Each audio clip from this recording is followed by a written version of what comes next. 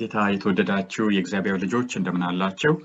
እግዚአብሔር ለዘላለም የተመሰገነ ይሁን። ወንድማችሁ አትክልት ነኝ። ዛሬ ደግሞ በአንድ ጉዳይ ከናንተ ጋር የእግዚአብሔርን ሐሳብ ለመካፈል ከእግዚአብሔር ቃል ለመማማር በዚህ መንገድ ተገናኝተናል። እግዚአብሔር አምላክ ለዘላለም የተመሰገነ ይሁን። ካሁን በፊት በተለያዩ መድረኮች በመንፈሳዊ አገልግሎቶችም በተለያዩ ጉዳዮችም የተገናኘን እንኖራለን ብዬ አስባለሁ። የዛሬ ርዕሳችን ምን እንደሆነ ምናልባት እዚህ ላይ ካሉ ምስሎች የተረዳችሁ ይመስለኛል። እነዚህ አራቱም ማህበራዊ ሚዲያ ላይ የሚገኙ ቪዲዮዎች ናቸው። ባዕድ ቅይጡ ወንጌል ይላል በዚህ በኩል የምታዩት። በዚህ ደግሞ አንድ ቤተክርስቲያን ውስጥ የተቀረጸ ነው በሚል የተለጠፈ አንድ ነገር አለ። ከዚሁ ደግሞ አንድ መንፈሳዊ ሚዲያ እንደሆነ የሚገለጽ ቃለ መጠይቅ ወይም ኢንተርቪው የተደረጋለና እዚህም ደግሞ እንደዚሁ እነዚህን ጉዳዮች በመገምገም ላይ የተሰራ አንድ ስራ አለ። ከነዚህ ነገሮች አለፍ እያለን እናያለን። በተለይ ሁለቱን ሙሉውን እናያለን ብዬ አስባለሁ። ከዚያም ደግሞ ጌታ ያሳሰበኝን ከኔ ጋር ከእግዚአብሔር ቃል እንካፈላለንና አስቀድመን ግን እንጸልይ። እግዚአብሔር አባታችን፣ እግዚአብሔር አምላካችን በጌታ በኢየሱስ ስም እናመሰግንሃለን። አሁን ደግሞ በዚህ ጉዳይ ላይ ከወንድሞቼ ከእህቶቼ ጋር ስንወያይ ስንመካከር ጌታ ሆይ አንተን እንድናከብር የአንተ መንፈስ ቅዱስ እንዲረዳን እንዲመራን ማንንም ያላግባብ እንዳንነካ ጌታ ሆይ ያላግባብ እንዳንወቅስ እንደዚሁም ደግሞ በአንተ ክብር ላይ በሕዝብ በቤተክርስቲያንም ክብር ላይ የሚነሳን ነገር በቸልታ እንዳናልፍ በማስተዋል እንድንመካከር እንድንወቃቀስ እንድንማማር እንድትረዳን በኢየሱስ ስም እንጸልያለን። አባቶይ እኔ ከማንም የተሻልኩ አይደለሁም። ከሁሉ ይልቅ ደካማ ከሁሉ ይልቅ ኃጢአተኛ እንደሆንኩ ራሴን አውቃለሁ። በክርስቶስ ኢየሱስ ደም አጥበህ እንድታነጻኝ ለክብርህም እንድትጠቀምብኝ እጸልያለሁ። ሁላችንንም ባርከን ሁላችንንም አስበን አድማጮቻችንን ተመልካቾቻችንን በያሉበት በተለየ መልኩ ባርካቸው። በዚህ ቪዲዮ ላይ ስማቸው የሚነሳ በመልካምም በትችትም ጌታ ሆይ እንድትባርካቸው በመልካም በፊትህ ያሉ እንዲበረቱ በስህተት ያሉ ደግሞ እንዲመለሱ መንፈስ ቅዱስ ወደ እውነት ሁሉ ሁላችንንም እንዲመራን እንለምንሃለን። አገራችንን ኢትዮጵያን በተለየ መልኩ አንተ አስብ። እግዚአብሔር አባቶ ያለውን የሚሰማውን መልካም ያልሆነ ነገር ጦርነት፣ ረሃብ፣ ችግር ዳባትነትህ እንድታስወግድልን ጌታ ሆይ መሪዎቻችንን ሕዝባችንን ሁላችንንም በአንተ መንገድ በቅንነት መንገድ በስራ መትጋት መንገድ በንጽህና መንገድ በመጓዝ በረከትን መልካም እንድናገኝ እንድትረዳን በኢየሱስ ስም እንጸልያለን። እንወድሃለን አባት በጌታ በኢየሱስ ስም አሜን። ተወደዳችሁ ወገኖች ምናልባት የቀረጻው ጥራት ጉድለት እንደሚኖረው ገምታለሁ። ያለሁበት ቦታ በጣም አይዲያል የሚባል እንዳልሆነ አስባለሁና ምናልባት ወደፊት በተሻለ ሁኔታ አንዳንድ ሐሳቦችን ደግሞ የምንካፈል ይመስለኛል። የሆነ ሆኖ አብዛኛው ማነሳው ነገር እዚሁ ኮምፒውተር ውስጥ ያለና ስክሪን ሼር በማድረግ ማካፈለው ስለሆነ ብዙ መልእክቱ ላይ ተጽዕኖ አያደርስም ብዬ አስባለሁ። የዛሬ ርዕሳችንን ብዙ ሐሳቦች ወደ ልቤ ከመጡ በኋላ ርዕስ ለመስጠት ንቁ የሚለውን መርጫለሁና በእግዚአብሔር ቃል ውስጥ በተደጋጋሚ ነው ይሄ ቃል የሚገኘው። አንደኛ ቆሮንቶስ 16:13 ላይ ማቴዎስ 24:42 ማቴዎስ 25:13 አንደኛ ቆሮንቶስ 15:34 አንደኛ ጴጥሮስ 5:8 ሌሎችም ቦታዎች በአዲስ ኪዳን ብቻ ነው እስካሁን ያነሳሁት ንቁ ንቁ ንቁ ይላልና ዛሬ ደግሞ በዚህ ሐሳብ ላይ እንድንነቃ በጌታ ፍቅር ለለምናችሁ ወደድኩ። ኢትዮ አጋፔ በሚባል የመጽሐፍ ቅዱስ ጥናት ውስጥ አገለግላለሁ። ተማሪ ነኝ በአሁኑ ጊዜ። ኢትዮ አጋፔ ላይ ምን ትሰራላችሁ የሚል ሐሳብ ከመጣ ምናልባት ፌስቡክ፣ ዩቲዩብ ላይ፣ ቴሌግራም ላይ አንዳንድ ሐሳቦች ታገኙ ይሆናል። የእግዚአብሔርን ቃል በተለያዩ ሐሳቦች ዙሪያ እንካፈላለን። የልጆች ታሪክ በእንግሊዝኛ በአማርኛ ያሉ አንዳንድ ነገሮችን ታገኙ ይሆናል። እድሉን አግኝታችሁ እንድትጎበኙ እናደፋፍራችኋለን። አንዳንድ ጊዜ ደግሞ ሌላ ቋንቋ በሚናገር ጉባኤ መካከልም እግዚአብሔር አስተማረንን እንደዚሁም ደግሞ ስለ ሀገራችን አንዳንድ ገጽታዎች የማካፈል እድሉን ስናገኝ እንጠቀማለን ማለት ነው። ወደ ርዕሳችን ስንመለስ ንቁ የሚል ነው። ቅድም እንዳነሳ ነው እውነት ለመናገር እኔ ራሴን በጣም ትልቅ ይህንን ሐሳብ ይዤ ወደ ትልቅ የእግዚአብሔር ሕዝብ የመቅረብ አቅም ያለው ሰው አድርጌ አልቆጥረም አይደለሁምና ራሴን በምን ታስተዋውቃለህ? ትክልት የእግዚአብሔር ሰው ወይም ነብይ ወይም ሐዋርያ ወይም ፓስተር ነህ ወይ ብትሉኝ አይደለሁም። እና ይሄ አሞጽ 7:14 ላይ ያለው ቃል እኔ በጣም በመልካም ያስተዋውቀኛል፣ በሙላት ይገልጸኛል ብዬ አስባለሁ። እንደዚህ ይላል። አሞጽም መልሶ አሜስያስን አለው እኔ ላም ጠባቂና ዋርካ ለቃሚ ነኝ እንጂ ነብይ ወይም የነብይ ልጅ አይደለሁም። እኛ እንግዲህ የአሞጽን መጽሐፍ ከእግዚአብሔር ቃል ስናውቅ ትንቢተ አሞጽ ብለን ነው የምንጠራው። አሞጽ እግዚአብሔር የተጠቀመበት ትልቅ አገልጋይ ነው። ግን ራሱን ሲያስተዋውቅ ምን አለ? እኔ ላም ጠባቂ ነኝ፣ ዋርካ ለቃሚ ነኝ፣ ነብይ ወይም የነብይ ልጅ አይደለሁም። እግዚአብሔር ግን ተናገረኝ፣ እንደዚህ ሂድ ብሎ መልእክት ሰጠኝ ያለ ሲናገር ነበርና እኔም ራሴን እንደዛ ባስተዋውቅ እመርጣለሁ።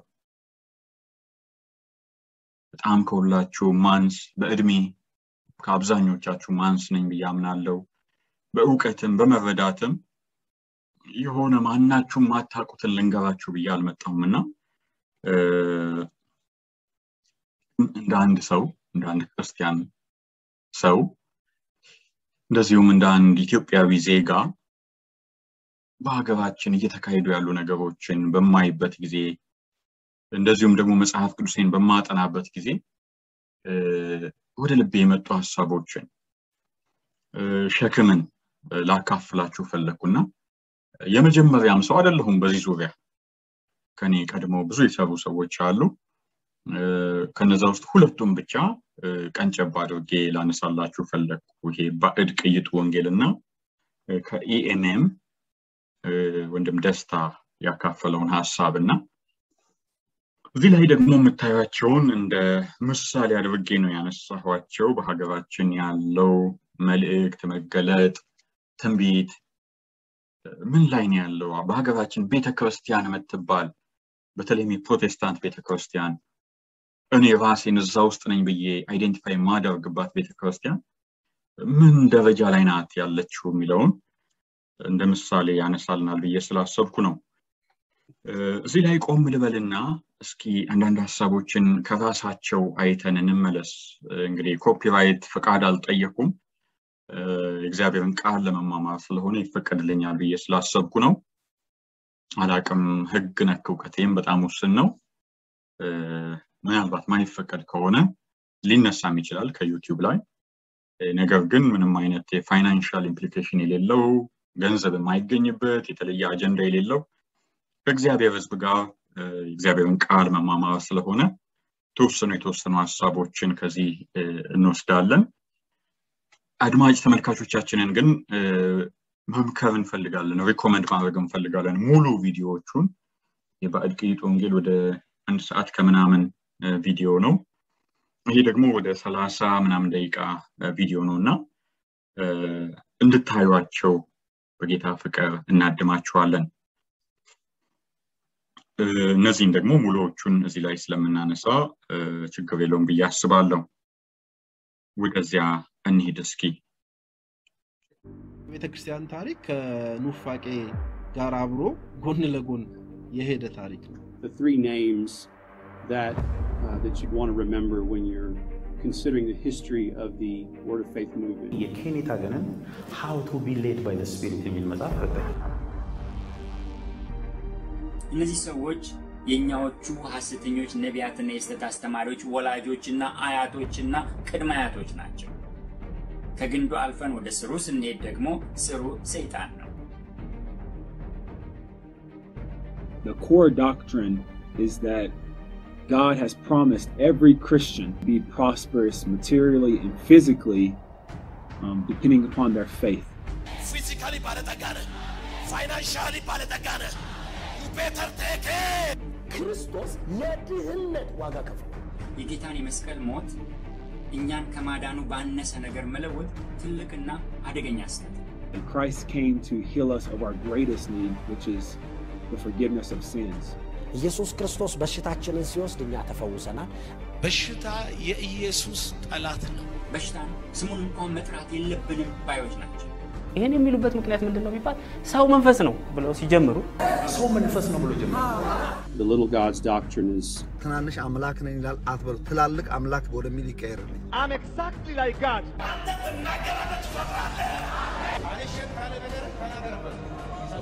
I've been living in Tigray for about 15 years, preaching the gospel. ምዕራፍ 3 ተጻፈ እዩ ሶክራትና ናይ እግዚአብሔር ቃል ሰው ኃጢአቱ ሳይነገረው ይሳካልሃል ይሆንልሃል ተነግሮት እንዴት ነው ጌታን የሚያገኘው? እንዴት?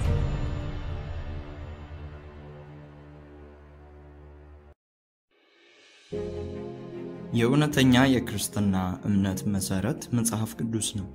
ይህ እውነት ቤተክርስቲያን ከጥንት ጀምሮ ስትቀበሉ የኖረችው ጤነኛው ትምህርት ነው። እስትንፋሰ እግዚአብሔር ሕጸጽ አልባ የሆነው ይህ መጽሐፍ ለቅዱሳን ፍጹም መገለጥን የሚሰጥ ገዢ የእግዚአብሔር ቃል ነው። እውነት የሆነ የእውነትን መለኪያ ሆኖ የቆመ የእግዚአብሔር መገለጥ ነው። የሚያስተምረውም ትምህርት ለሌሎች ትምህርቶች መመዘኛ ሆኖ እናገኘዋለን። አንድን ትምህርት እውነተኝነቱን ለማወቅ በሰሚዎቹ ስሜት መደገፍ ሳይሆን ከቅዱሳት መጽሐፍት ጋር ባሉ ተግባቦት መወሰን የግድ ይለናል። አንድም ሰው መንፈሳዊ መሆን የሚችለው መጽሐፍ ቅዱሳዊ ሲሆን ብቻ ነው።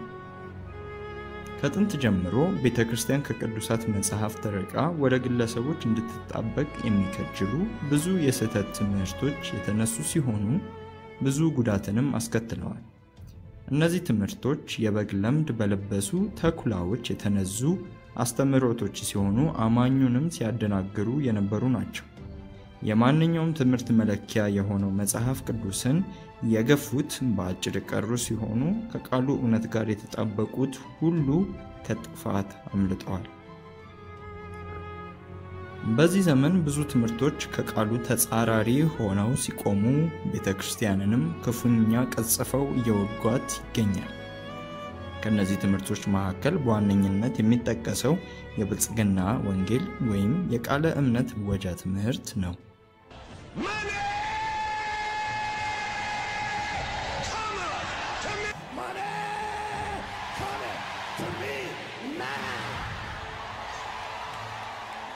በአህጉረ አፍሪካ ውስጥ ያለው ክርስትና በዚህ ትምህርት የተዘፈቀና የተጨማለቀ ከመሆኑ የተነሳ የእውነት ትምህርት መስሏል። ክርስትናም ከብዙ አጸያፊ ልምምዶች ጋር ተቀይጧል። የተጸለየበት ውሃ፣ ጨው፣ ጨርቅ እና የመሳሰሉትን መሸጥ የተለመደ ተግባር ሆኗል። አንዳንዶች ከእግዚአብሔር ጋር በስልክ እንደሚያወሩ ሲናገሩ Is this heaven? Is it heaven? ተወደዳችሁ የእግዚአብሔር ልጆች ተመልሰን ተገናኝተናል። አያችሁ ብያስባለሁ መግቢያውን ባዕድ ቅይጡ ወንጌል ላይ በተለያየ መልኩ አስተምህሮች በነጮችም በተለያዩ የአፍሪካ ሀገራትም በተለይም ደግሞ በእኛም ሀገር እንደዚህ ትልልቅ አገልጋዮች ታዋቂ አገልጋዮች የራሳቸው ቤተክርስቲያን አላቸው የሚባሉ እኔ እዛ አገላለጹ ላይ ራሱ ትልቅ ጥያቄ ቢኖርብኝ በቴሌቪዥኖች የሚያገለግሉ ሰዎች ሳይቀር የሚናገሯቸው ነገሮች ከቃሉ አንፃር እንደገና ሊታዩ ሊመዘኑ የሚገባቸው እንደሆኑ እየተነሳ ነበር እሱን በጣም ለማበረታታት ፈልጋለሁ ይሄን ቪዲዮ ለማስተዋወቅ ያህል ነው እንጂ ሙሉውን እንድታዩት በጌታ ፍቅር እናድማችኋለን እስኪ ሙሉንም እንኳን ባንጨርሰው ሁለተኛውን ቪዲዮ አይተን ብንመለስስ ተንብይብኝ ነይ ተከተኝ ዝም ብለሽ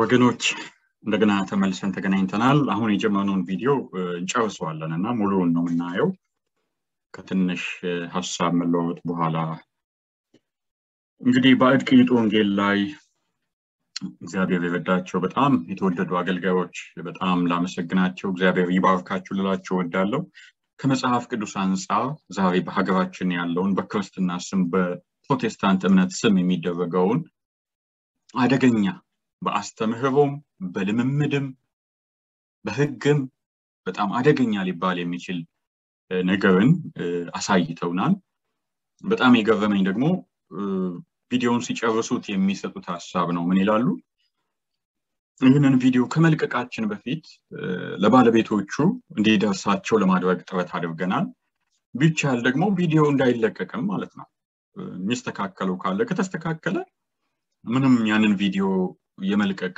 አስፈላጊነት የለውምና እንዲደርሳቸው ለማድረግ ሁሉ ጥረት አድርገናል የሚል ነገር አይቼ ነበር በጣም ነው ልቤን የነካው ተገቢ የሚዲያ አካሄድ ነው ብዬ ነው ማስበውና ነገር ግን እንዳልተሳካላቸው ያዘኑ እንደለቀቁ ነገሩና በኋላ ወንድም ደስታም የሚያነሳው ነገር አለ ስለዚህ አትክልት ዛሬ ምን አመጣ ምን ልትጨምር ነው ምን አዲስ ነገር አለ ትሉኝ ይሆናል ብዙ አዲስ ነገር ባይኖርም እንደው በጣም ልቤን የነኩ የግል ልምምዶች ልላቸው የምችል ሁላችንም ደግሞ ማህበራዊ ሚዲያ ላይ አይተናቸውም ቢሆን በተለያየ ጊዜ እንግዲህ አይተን ያለፍናቸው እኔም አይቼ ያለፍኳቸው ማለት ነው አሁን ምናልባት ትዕግስቴ ያለቀ መሰለኝና በጣም ያስነሱኝ የቀሰቀሱኝ ነገሮች ስላሉ እነሱን ለመካፈል ነው ከተወሰነ አመት በፊት ኢትዮጵያ ነበርኩ በጣም ጥቂት አመት ማለት ነው አዲስ አበባ ላይ አይን ሐኪም ቤት ሄዳለሁ እዚያ ማቀው የአይን ሐኪም ነውና በጣም ጓደኛዬ ነው ማለት ይቻላል በጣም ቀለል ያለ ጎበዝ ሐኪም ነው እንዴ አትክልት ምን ሆነ መጣ ሰላም ነው እንዴ እና እስኪ ቁጭ በል ምንድነው አለኝና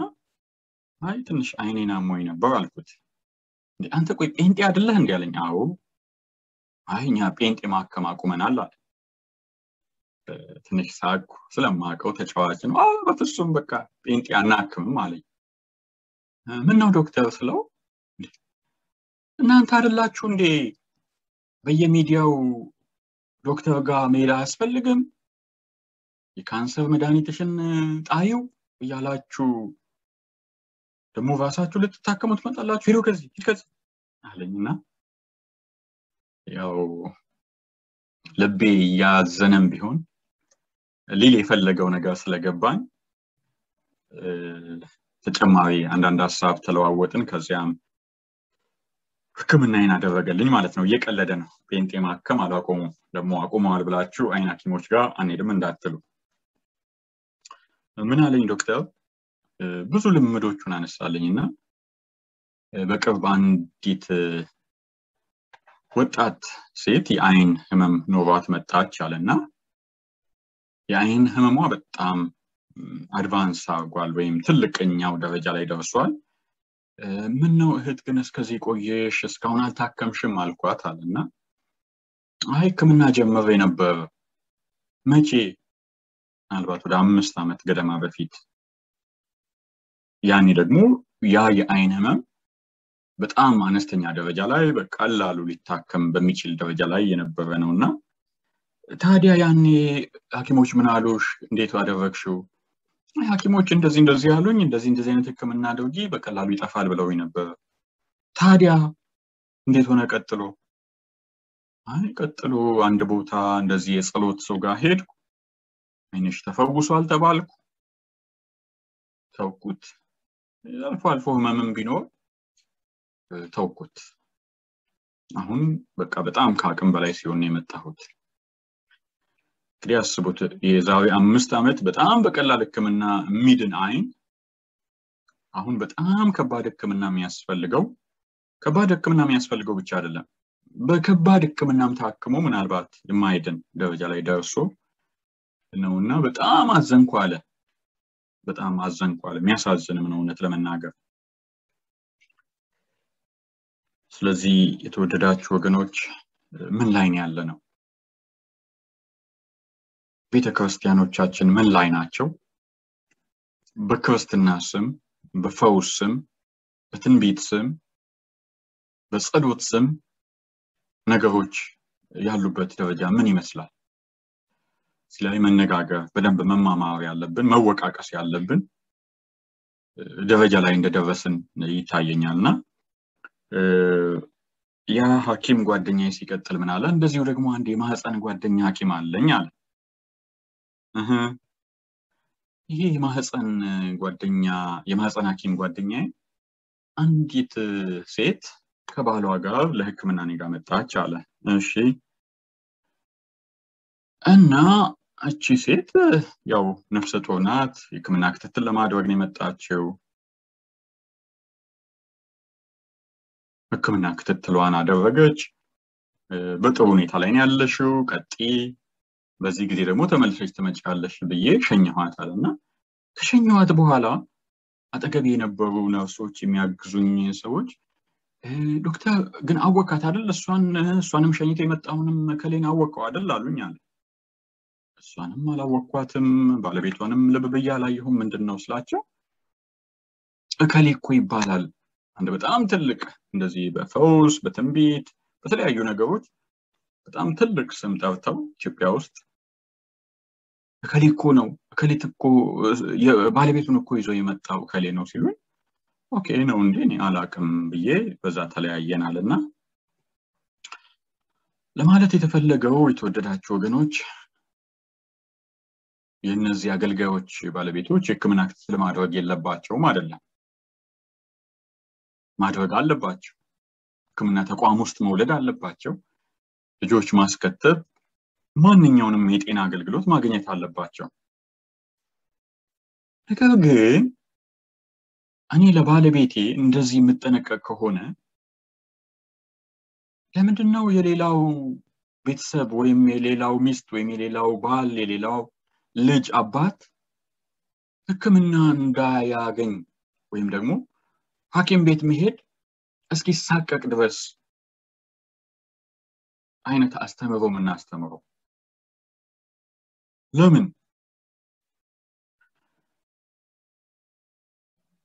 ያ የአይን ሐኪም በጣም እየሳቀ ነው ያከመኝ።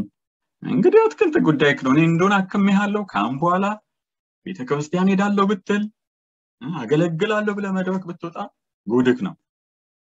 ያው ሐኪም ቤት ሄደ ታከመሃል። እንግዲህ ምን አይነት ጴንጤካውን በኋላ እንደምትሆን አይሃለሁ ሲለኝ ነበርና የሱ እንኳን ቀልድ ነው፣ ግን እውነት ቀልድ ብቻ ነው ወይ?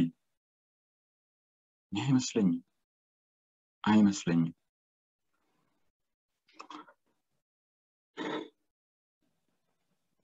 ሌላ ነገር ላንሳ ከዚህ ጋር በተያያዘና አንድ ወጣት ነበር።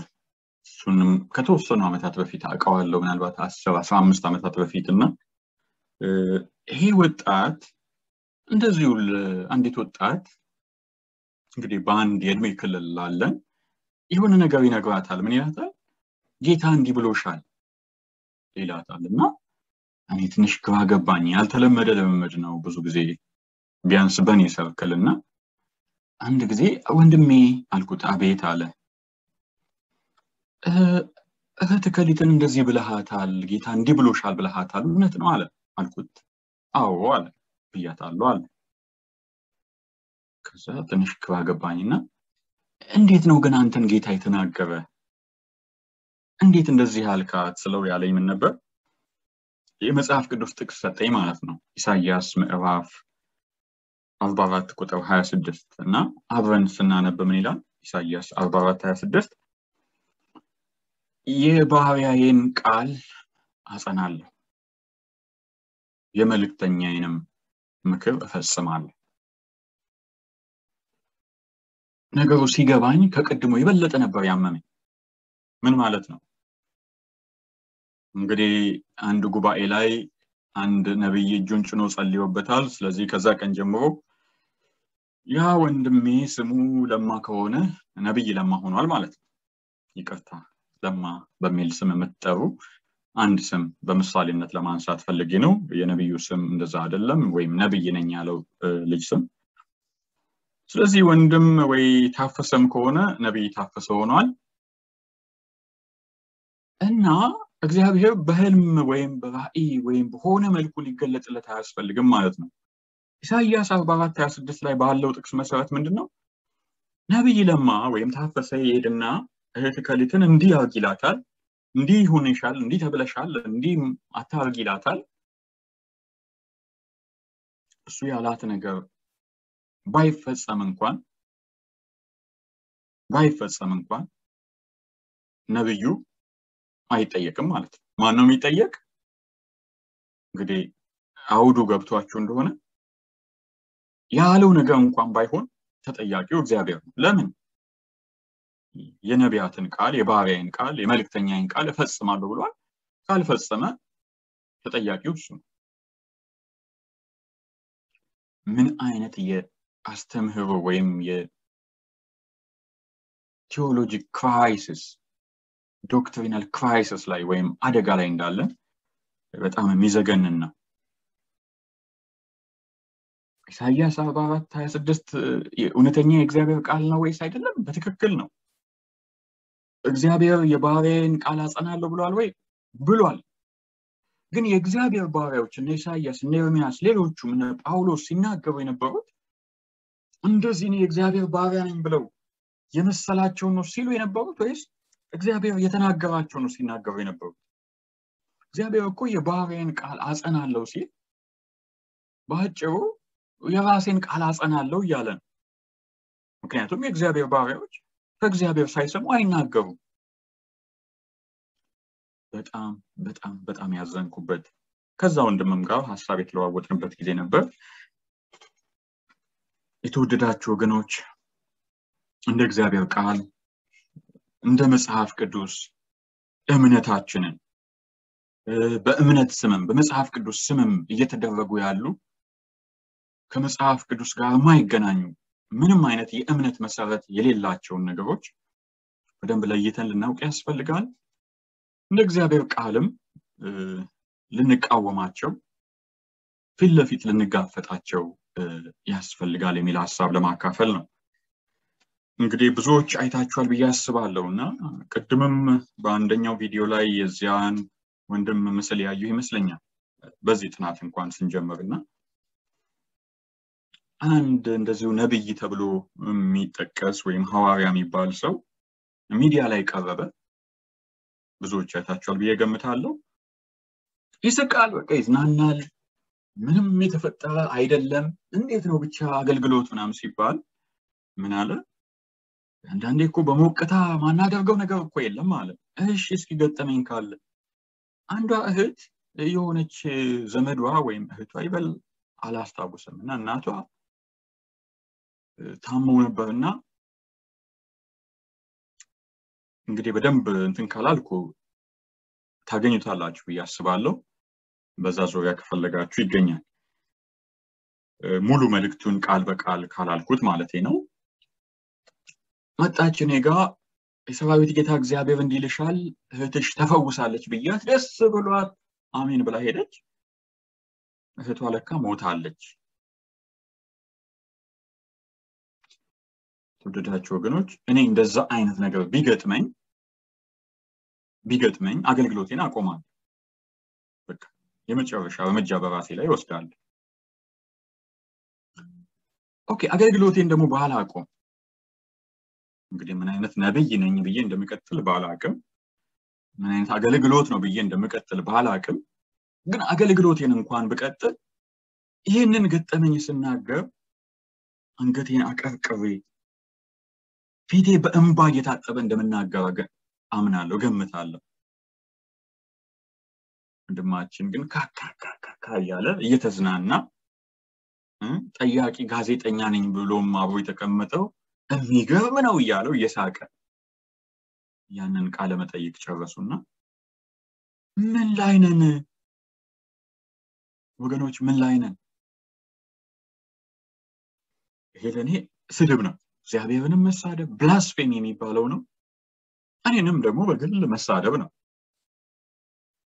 ማትክልት ደደብነ ብሎ እንደሰደበኝ ነው መቆጥረው ለምን እሱ የሚሄድበት ቤተክርስቲያንንም ነገር ሊሄድ ነው አንድ ሰው እሱን ፕሮቴስታንት እምነት ተከታይ ብሎ በተዋወቀበት እኔንም እንደዛ ነው ያለኝ ያለውና ለምንድነው እኔ መሰደበው በጣም አዝኛለሁ እኔ በጣም አዝኛለሁ እግዚአብሔር ተሰድቧል የእግዚአብሔር ሕዝብ ተሰድቧል ቤተክርስቲያን ተሰድባለች ይሄንን ፊልምና ይሄንን ድራማ ይሄንን ጭፈራኮ እያየና የተሳሳቀ የዋልን ሰው እኔ ነገ መኪና ውስጥ አግኝቼ ወይም ቢሮ ወይም የሆነ ቦታ ተገናኝቼ ትራክት ልሰጠው እኮ ነው ወንድሜ ጌታን ተቀበል ኢየሱስ ያድናል ለው እኮ ነው በምን ህሊናው ነው በምን ማንነቱ ነው የሚቀበለኝ እነዚህ ሰዎች የእግዚአብሔርን ቃል ያስተምራሉ ብሎ የሚያስበው በምን አእምሮው ነው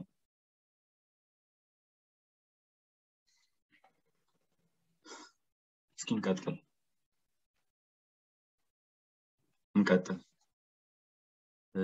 ቅድም የጀመርነውን እስኪ እንጨርሰው ይሄ ቪዲዮውን ማለት ነው በቤተክርስቲያን ተቀርጿል ተብሎ የቀረበልን ቪዲዮ እንጨርሰው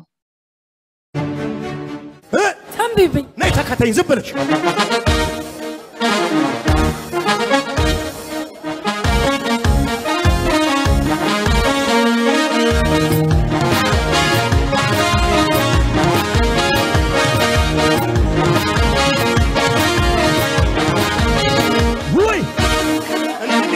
እንዴት እግዚአብሔር እንደዚህ አለ በዓለም ካርታ ላይ እንደዚህ አዞርሻለሁ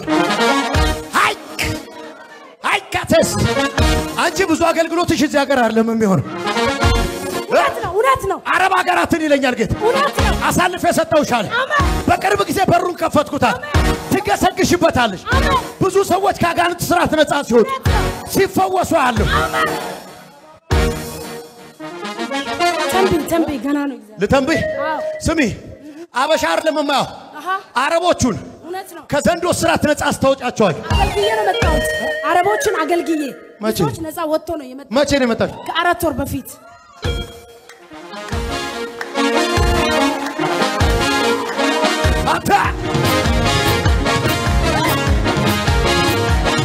አተላይ ላይ ቅባት አለ ላይ ከሰማኝ ከዚህ በኋላ ትፈጥናለህ የሶስት ሀገር ፕሮሰስ አለብኝ ተንብይብኝ አሁን አሜሪካ ካናዳና ደቡብ አፍሪካ አሁን ፕሮሰስ ላይ ነሽ መሄድ ፈልጋለሁ ደግሞ አሪፍ ቀን የመጣሽ yes ዛሬ በቃ የመጨረሻ ብዬ መቀባት አለብኝ መሄድ አለብኝ ደግሞ ማግባት አለብኝ ብዬ ነው አላገባሽ አላገባው ልጥራው አለ ጥራው በኢየሱስ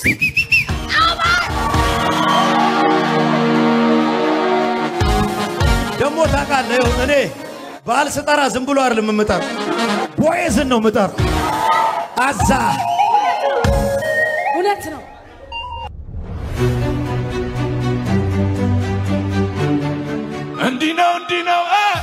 እንዲህ ነው ለካ ጩኸት አይሰማም ምንታ ጩኸት አልሰማም ፉጨት አልሰማም ሆራ ዘና ብያ ለባህ ክብር ስላየ ልቤ ተደላደለ ሆነለት በቃ ሁሉ አምሮተው ነገር የተሳካለት እንዲህ ነው ፉጨት ወትልታ እንዲህ ነው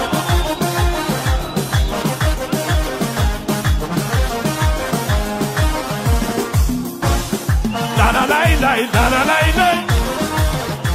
ብዙ ዋጋ ከፍለሻል እፎ የምትይ ትዳር እግዚአብሔር ሰጥሻለሁ አለኝ ከዛ ምን መሰለ የሚያምር ሸበላ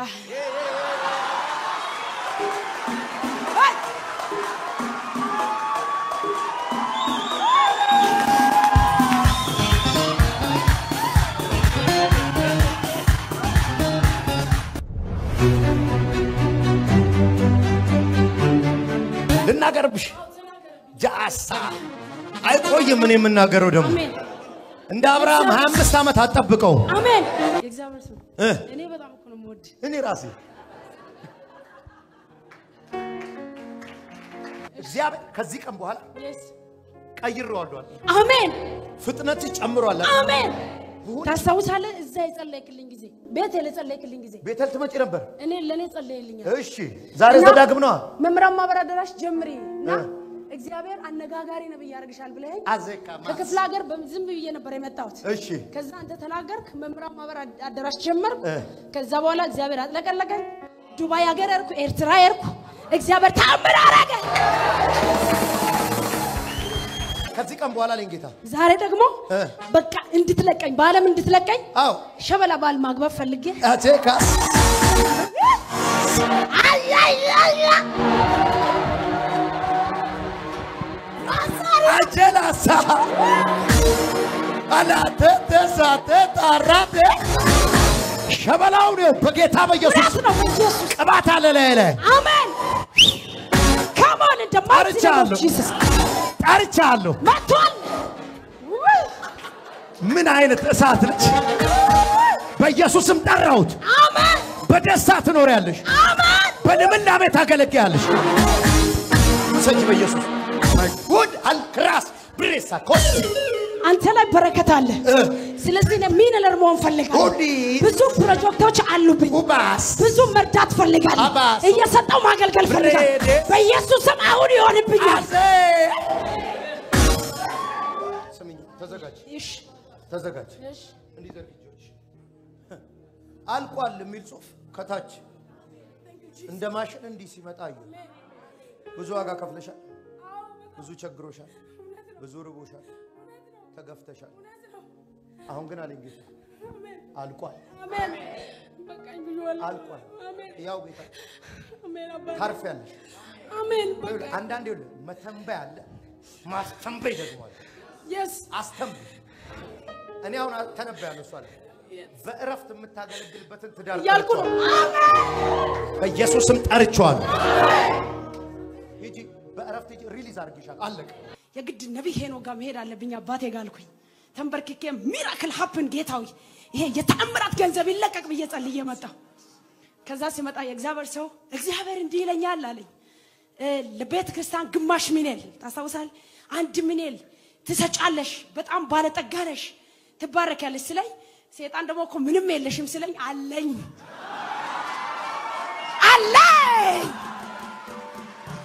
ሶስት ወር ባልሞላ ጊዜ 1 ሚሊዮን ምናምን ተለቀቀልኝ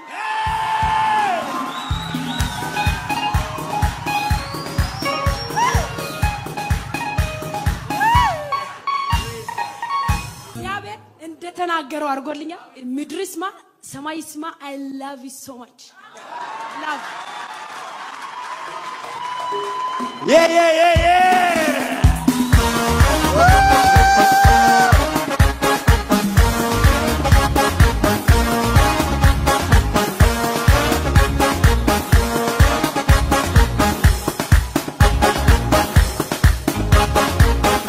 Praise God.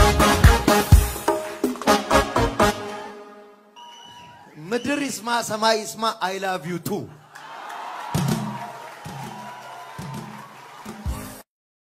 እንዲህ ነው ለካ ጩኸት አይሰማም እንታ ጩኸት አልሰማም ፉጨት አልሰማም ሆራ ዘና ብያ እባክህ ክብር ስላየ ልቤ ተደላደል ሆነለት በቃ ሁሉ አምሮ ተውቦ ነገር የተሳካለት እንዲህ ነው ፉጨት ጩኸት እልልታ እንዲህ ነው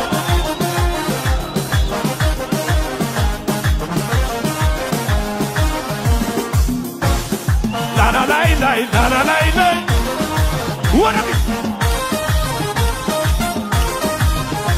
ጠላት ይቆዝም ያቀርቅር እንጂ ቀና በል የጌታ ልጅ እሱን ለፈራ ላከበረው እስከ ሺህ ትውልድ በረከት ነው ጌታን ተማምኖ የለም ዝምታ በርግም ተሰብሯል ይመለክ ጌታ ሆራ ዘና ብያ እባክህ ክብር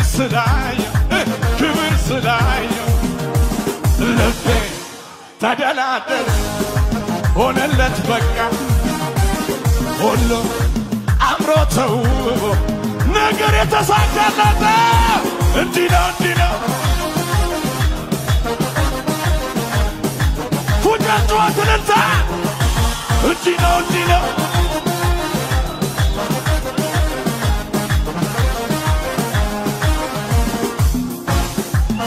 ላይ ወረቢ ጠላት ይቆዝም ያቀርቅር እንጂ ቀና በል የጌታ ልጅ እሱን ለፈራ ላከበረው እስከ ሺህ ትውልድ በረከት ነው ጌታን ተማምኖ የለም ዝምታ በርግም ተሰብሯል ይመለክ ጌታ ሆራ ዘና ብያ እባክህ ክብር ስላየው ልቤ ተደላደል ሆነለት እንግዲህ ተመልሰን ተገናኝተናል የተወደዳችሁ አድማጮች ተመልካቾች በቤተ ክርስቲያን የተሰጠውን ትንቢት አይተናል እንግዲህ ከተወሰኑ ዓመታት በኋላ ትንቢቱ የተፈጸመበትን መንገድ ሰርጉንም እንግዲህ ተጋብዘን በልተናል አይደል ተገኝተናልና በጣም ከባድ ነው እዚህ ላይ አስተያየት መስጠት ይሄ ልክ ነው ያ ልክ አይደለም ለማለት በጣም ከባድ ነው እኔ ግን አንድ ነገር አውቃለሁ የእግዚአብሔር ቤት ማለት የእግዚአብሔር ስም የሚጠራበት ቦታ ማለት እውነት ነው በጌታ በጣም ደስ ይለናል እውነት ነው በአባታችን ቤት ሐሴት እናደርጋለን ግን ደግሞ ክብርም አለው አይደል there is some degree of reverence መፈራት አለና የእግዚአብሔር ቃል ጌታ ከሆንኩ መፈራቴ የታለ ብሎ የሚጠይቅበት አለና እኔ አላቅም በዚህ ጉባኤ መካከል በዚህ የትንቢት መርሃ ግብር መካከል በዚህ ሰርግ መካከል በዚህ የቀለበት ፕሮግራም መካከል እንደው መለስ ተብሎ ሊታይ የሚገባ ነገር የለም ወይ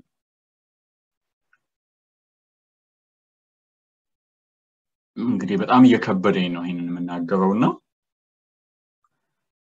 እውነት ለመናገር እኮ እኛ አንድ ትልቅ ሰው ባለሀብት ምሳ ቢጋብዘን ወይም እራት ብንጋበዝ ወይም አንድ ባለስልጣን ቤት እንበልና የሆነ ሚኒስትር እራት ቤታቸው ቢጋብዙን ገና ወደዛ ግቢ ስንገባ ጀምሮ እኮ የሆነ ከመንገድ እንደመጣን በዛ ፍጥነት አንገባ ማለት አካሄዳችንም ቀነስ ይላል በቃ ለግቢው ምን ሰጠው ክብር አለ ለዚያ ባለስልጣን ለዚያ ባለሀብት ምናልባት ደግሞ በዚህ ጊዜ የአገራችን ርዕሰ ብሔር የሆኑት ክብርት ፕሬዝዳንትም ጋብዘውን ከሆነ ወይም ክቡር ጠቅላይ ሚኒስትር ቤታቸው እራት ጋብዘውን ከሆነ እራት ለተጋበዝንበት ቤትና ስልጣን ምን ሰጠው ቦታ አለና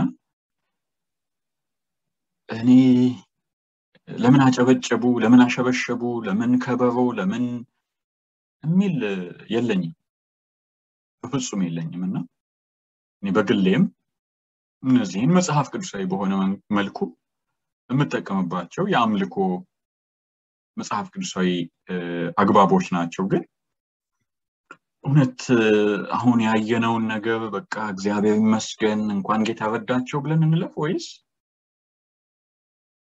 በደንብ መጠየቅ ያለብን ነገር አለ ከሙዚቃው ጀምሮ ከእንቅስቃሴው ጀምሮ እውነት ሰውን ወደ ሰማይ አምላክ ወደ እግዚአብሔር እንዲያቀርብ የታቀደ ነው ወይስ ደንበኛ ባህላዊ ውዝዋዜን እንዴ ወደ ሰሜን አንዴ ወደ ደቡብ አንዴ ወደዚህ ወደዛ እየሄደ የሚያሳየን ነው የሚለው ላይ በደንብ ማየት ያለብን ይመስለኛል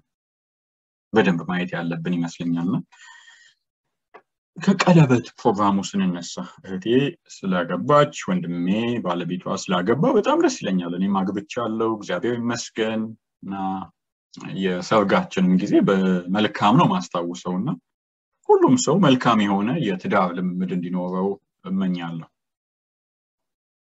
ግን እኔ ቀለበት በተደረገ መርሃ ግብር ላይ ትልቅ ጥያቄ አለኝ አንደኛ ሰርፕራይዝ ተደረገች ነው የሚለው ስለዚህ አታውቀውም በቃ ቀለበት እጇ ላይ እስኪ ጠልቅ ድረስ ያ ወንድም መጥቶ ፊቷ በርከክ ብሎ ቀለበት እስኪ ያሳያት ድረስ አታውቀውም ነው የሚለው ቪዲዮ እሺ እንግዲህ አምኜ ተቀብያለሁ አታውቀውም ግን ምን ላይ ያለች ነው ቀለበት የተደረገላት መንገድም ቢሆን ወንጌል እየሰበከች አይደል ኢየሱስ ያድናል ጌታን ተቀበሉ እያለች እያለ የሆነ ሰው መጣና ቀለበት አሳያት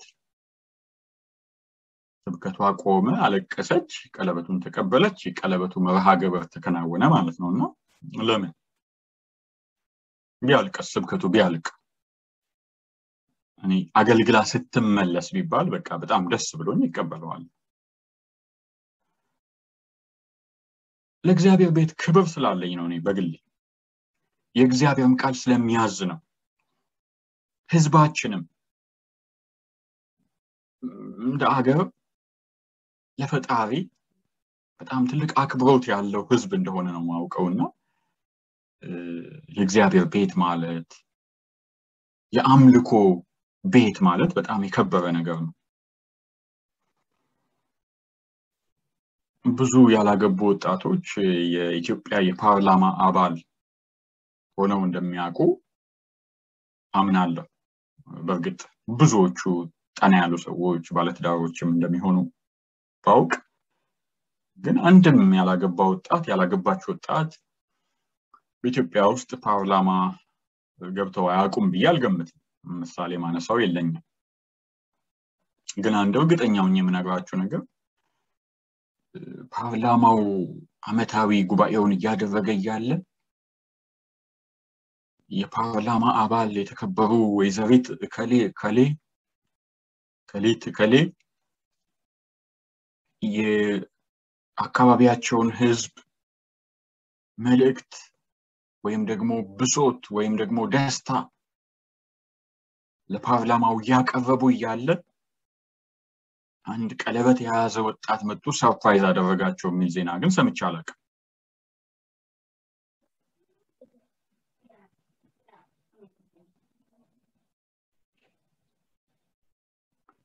ሰምቼም አላውቅም እንደማልሰማም እርግጠኛ ነኝ ወደፊት ምናልባት ፓርላማ ልትገባ ስትል ወደ ፓርላማ ስብሰባው ሊገባ ሲል ከዚያ ስትወጣ የሚል ዜና ሰማይ ይሆናል ያንን ይቀበላሉ ግን ፓርላማው እየተካሄደ ያለ የሚል ዜና እንደማልሰማ እርግጠኛ ነኝ መቼም ቢሆን ስለዚህ የተወደዳችሁ ወገኖች የእግዚአብሔርን ቤት እናክብር በጣም ትልቅ አክብሮት እንስጠው ግን ቢያንስ እሱን ካቃተን ከአንድ ትልቅ ባለ ሀብት መኖሪያ ቤት ወይም ደግሞ ከኢትዮጵያ ፓርላማ የበለጠ ክብር በመስጠት እዛ የሚካሄዱ ፕሮግራሞች በዘላለም አምላክ ፊት በንጉሱ ፊት የሚካሄዱ እንደሆኑ አስተውለን በዛ ልክ በትልቅ ደስታ እንዲሁም በትልቅ ፍርሃት በማስተዋል በእግዚአብሔር ፊት እንድንመላለስ የአክብሮት ጥሬን አቀርባለሁ። የተወደዳችሁ ወገኖች ጊዜ በጣም እየወሰድኩባችሁ እንደሆነ አስባለሁ። አሁን ወደ ወንድማችን ደስታ ነው የምንሄደው። ኢኤምኤም ላይ የተላለፈ ማህበራዊ ሚዲያ ላይ የሚገኝ ሐሳብ ነውና እንደዚህ ይላል። ሰላም በያላችሁበት ሰላምታዬ ይድረሳችሁ። ወንድማችሁ ደስታ ነኝ። ዛሬ እንግዲህ ተቸገርን እኮ ወገን፣ በጣም እኛም ግራ ተጋባን። ዝምና እንዳንል ነውረኞች፣ ወንበዴዎች፣ ቀጣፊዎችና ሌቦች፣ በወንጌል ስም የሚሸቃቅጡት አጭበርባሪዎች፣ አስመሳዮችና ሐሰተኛ ነቢያት በሃይማኖታችን በመናከብረው በመናምንበትና በመንወደው መጽሐፍ ቅዱሳችን በእግዚአብሔር በአምላካችንም ስም ጭምር እየተሳለቁ እያቃለሉብን ብዙ ነገሮች በእውነት ነው የምላችሁ። በዚህ ዘመን በጣም ከየትኛውም ጊዜ በላይ የሃይማኖት ሰዎችንን ባዮች ነውረኞች የሆኑበት ማፈር ያቆሙበት ክብራቸው በነውራቸው ነው፣ ሆዳቸው ደግሞ አምላካቸው የሚለው እግዚአብሔር ቃል እውነት የተፈጸመባቸው ሰዎች ያ ብቻ አይደለም። ጳውሎስ በሮሜ መጽሐፍ ላይ የሚናገረው አለ። በጣም ዋልገነታቸው ይሄ አንዩዥዋል የምንለው ወይም ደግሞ ያልተለመደ ድርጊት ወይም ይሄ ጋጥ ወጥነት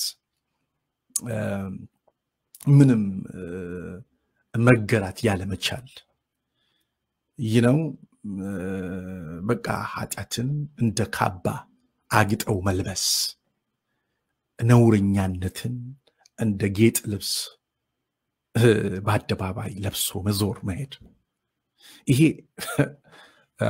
በምድራችን በጣም አሁን በተለይ ልማድ ሆነዋል። እና ምንድነው የሚለው ሴንት ፖል በሮሜ መጽሐፍ ላይ የእግዚአብሔርን ዕውቀት ናቁት ይላል። እና የእግዚአብሔርን ዕውቀት ከእግዚአብሔር የሆነን ነገር መረዳት ያንን ወደ ኋላ ስተው ይላል የሐዋርያው ጳውሎስና እግዚአብሔር ለማይረባ አእምሮ አሳልፎ ሰጣቸው ይላል። ለማይረባ አእምሮ አሳልፎ ሰጣቸው ይላል። ይሄ ሳይንቲፊክ ተርሚኖሎጂው ሜቢ ኢድ የምንለው ነገር ሊሆን ይችላል። አይ ዶንት ኖ ምናልባት በተደጋጋሚ ይሄንን ወርድ ከኔ የሰማችሁ እንደሆነና ምንድነው አሁን በጣም እውነቴን ነው የምላችሁ ነውረኛ ሰዎች ክብራቸው በነውራቸው ስለሆነ እንደ እግዚአብሔርም ቃል ትንቢት በመጨረሻው ዘመን ላይ ደርሰናል መሰለኝ። ሰዎች በነውር ይኩራራሉ። በጣም የሚያሳፍር ሰው መካከል እንኳ መሄድ አትችሉም እኮ እነሱ የሚያደርጉትን ነገር አድርጋችሁ ሰው መሃል እንኳ መዞር መራመድ ምናምን እኮ ይከብዳል ህሊና ላለው ሰው። እና ይመስለኛል እንደ እግዚአብሔር ቃልም ደግሞ ትንቢት እግዚአብሔር ይሄን ማሰቢያቸውን ህሊና ምንለውን ነገር ገሎባቸዋልና ነውራቸው ክብራቸው በነውራቸው ነው። እንደዛም ስለሆነ ነው ቅድም እንደጠቀስኩላችሁ የሮሜ መጽሐፍ ላይ ደግሞ ቅዱስ ጳውሎስ እንደምናገረው የእግዚአብሔርን ነገር እግዚአብሔርን ዕውቀት ከእግዚአብሔር የሚሆነውን መረዳት ያንን ወደ ጎን ወደ ኋላ ስለተውት እግዚአብሔር ደግሞ ትተዋቸው እነሱን ለማይረባ አእምሮ አሳልፎ ሰጣቸው ይላልና እነዚህ ሰዎች ኦሬዲ የሚያደርጉትን ነገር አያውቁም። የሚገርመኝ ግን they are happy ነውርን እየሰሩ they are happy የሚያሳፍር እየሰሩ they are happy they are okay ኢየሱስ ይልሃል በድፍረት ሃሌሉያ ይልሃል በድፍረት ራማማማማሽ ይልሃል በድፍረት they don't care እኛንን የምናፍረው። ተመልካቹ ህዝብ ያፍራል በእነሱ ፈንታ። they don't care man they don't አሁን በቃ የተጣሉብን እነዚህ የዘመናችን ወንበዴዎች፣ ሐሰተኛ ነቢያት፣ አጭበርባሪዎች፣ በሃይማኖት ስም የሚነግዱ አስመሳዮች፣ ተኩላዎች ከድሮቹ ለየት የሚያደርጋቸው አያፍሩም ሁላ አያፍሩም። በጣም ነው የሚገርመኝ በጣም እና ምንድነው እያንዳንዳቸውን በተለያየ መንገድ በተለያየ ጊዜና ሁኔታ ባለፉት አመታት ህዝቡ ትምህርት እንዲሆነው እንዲጠነቀቅ ጥንቃቄ እንዲያደርግ ምንድነው ይሄ ጓደኝነቱን ወዳጅነቱን ከእግዚአብሔር ከአምላኩ ጋርና ከቃሉ ጋር እንዲያደርግ እግዚአብሔር አምነናል አማኞች ነን የሚሉ ሰዎች ሰውን ማሳደድ ነቢያትን ማሳደድ አቁመው እግዚአብሔርን ቃል ወደ መመርመር እግዚአብሔርን በግላቸው የመለማመድ ከእግዚአብሔር ጋር ማውራትን በግል መጸለይን እግዚአብሔርን ቃል ማንበብን ሰው ልማዱ ማድረግ አለበትና ያንን ነገር ልማዱ ያደረገ ሰው የግድ በሱና በእግዚአብሔር መካከል ደላላ ያስፈልጋል ወይም ብሮከር ያስፈልጋል የሚያምታታው በኔ በኩል ጸሎት የሚሰማልህ በኔ በኩል ጸሎት የሚደርስልህ ቃል ላውጣልህ ህይወታችሁ ላይ ቃል ላውጣ ባንኮቻችሁ ላይ ቃል ላውጣ አሁን ሚራክል መኒ ልዘዝ ወደ እናንተ ባንክ የሚባልበት ዘመን ላይ አለን። ሌላም አለ እንደዛ ኢንጂነሪንግ ተማርኩ ዩኒቨርሲቲ ነበርኩ የሚል ጆሹዋ ስሞት የጆሹዋ ኤንጀል እኔን ቴክስት እና ይገርማል እሱ ደግሞ ይገርማልና ኤንጀል እኔን ቻት ያረጋኝ ነበር በኢንስታግራም አለ አንዱ ደግሞ ኤንጀል እንግዲህ መልአክ ነው መልአክ ስልክ ይጠቀማል በኢንስታግራም ይጽፍልኛል የሚልም ብቅ ብሏል እና እኔ የሚገርመኝ ህዝቡ ምን ነካው ህዝቡ ምን ሆነ ይሄ የሚታየው በቃ አሜን እኮ ይሄ ነገር ነጭ ነው ለማለት እኮ ትምህርት አስፈልገኝ በቃ ነጭ ነው ምንም ዲግሪ መጫን አይጠበቅብኝም ይሄ ነጭ ነው ለማለት አይቼው ነጭ ነው በቃ ይሄ ደግሞ ጥቁር ነው አይደል this black ስለዚህ ይሄ ጥቁር ነው ብዬ ለመናገር ምንም ዲግሪ መጫን አይጠበቅብኝም ወይም ቴዎሎጂ ማጥናት አይጠበቅብኝም ምንም መሆን አይጠበቅብኝም በቃ ይሄ ነጭ ነው ይሄ ጥቁር ነው ካላስ ህዝቡ ምን ነካው እኔ ያልገባኝ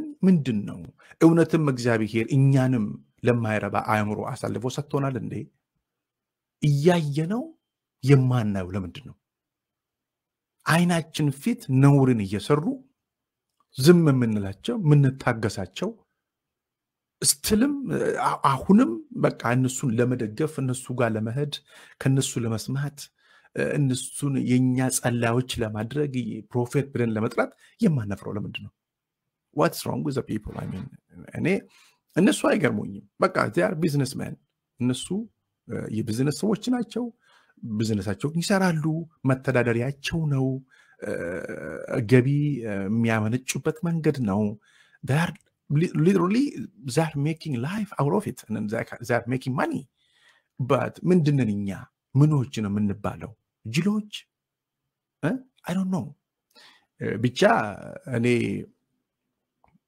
የእግዚአብሔር ቃል ምንድነው የሚለው በትንቢተ ኢሳይያስ ላይ አህያ እንኳ ጓዳዋን ታውቃለች ይላል በሬም ደግሞ ባለቤቱን ያውቃል ይላል ህዝቤ ግን እኔን አውቀኝም ይላል አህያ የምታድርበትን ጓዳዋን ታውቃለች በሬም ባለቤቱን ያውቃል ህዝቤ ግን እኔን አውቀኝም ማለት ምናልባት በዚህ ዘመን እኔ የምታዘበው ነገር ቢኖር ለምን አሁን እንዳልኳችሁ ነው ይሄንን ነገር አይቼ ነጭ ነው ለማለት የሚቸግረኝ ከሆነ በጣም ሲበዛ ደደብ ነኝ ማለት ነው ይቅርታ ግን ደግሞ ደደብ አትበል ምናምን የምትሉም ደግሞ አትጠፉም ይሄ እንደዚህ አይነቱ ነገሮች ኮሜንት ማድረግ ላይ በጣም ብርቶች ነን ነገር ግን አይናችን ፊት ሰው ሲጫወትብን ምስትህን ጸልይላታለሁ እያለ ጡቷን ሲያሻሽብህ አይ እግዚአብሔር ነብይ ነው እሱ ትለዋለህ ይኖራም ሲይ እና ምን ሆነን ነው እውነትም እግዚአብሔር በነብዩ በኢሳይያስ በኩል ለህዝቡ ያመጣውን ትንቢት በእኛም ላይ ደርሶ ይሁን እንደ አሚን እያልኩ ያለው ምንድነው ችግራችን? እያየን የማናየው እያወቅን የምንሸወደው እየተምታታን እየተጭበረበርን አሁንም ለመምታታት ለመጭበርበር እየበለጠ ለመበዝበዝ የምንሮጠው ለምንድነው? እንደ ዴድ ሴል በሰው አካል ውስጥ ሲገኝ against your body react ያደርጋል function ያደርጋል። ስለዚህ against your body function ሲያደርግ ደግሞ ካንሰር የሚባል ነገርም ሊያመጣብህ ይችላል። then you will die eventually። ለምንድነው against ourselves የምንሰራው? እኛ ሌባ እየበዘበዘን ሌባ እያዋረደን ሌባ እየተጫወተብን እኛ ደግሞ ለብሰን ተኳኩለን ገብታችኋል። እነሱ ጋር ሄደን ተጨማለቅብኝ ተፋብኝ ተጫወትብኝ ሽናብኝ ምንድነው? why don't just we value ourselves? ለራሳችን ክብር የሌለን ለምንድነው? አማኞች ጴንጤዎች ምን ሆናችኋል? ለራሳችሁ እንኳን ክብር የላችሁም ወይ? ለእግዚአብሔርስ ተውጣጣ የለውም? እግዚአብሔርን ከፍም ዝቅም አናደርገውም። እሱ የከበረ አምላክ ነው ለዘላለም። የሚያመልኩትም እልፍ አእላፋት ቅዱስ መላእክት አሉት በሰማይ ቤት። እግዚአብሔር ዳህ አይደለም። ነገር ግን እኛ እሱ ክብር አይጎልበትም። እኛ ከፍም ዝቅም አናደርገውም እንጂ ነው ወይ? ግን እኛ ለራሳችን እንዴት ክብር አይኖረንም? ይህን ተብታባ ሰው እስኪ ስሙት የሚለው እና ዝም እንዳንል እግዚአብሔር ቤት ቅናት ውስጣችንን ያቃጥለዋል። ስንናገር ደግሞ የሚሰማ ሕዝብ የለም።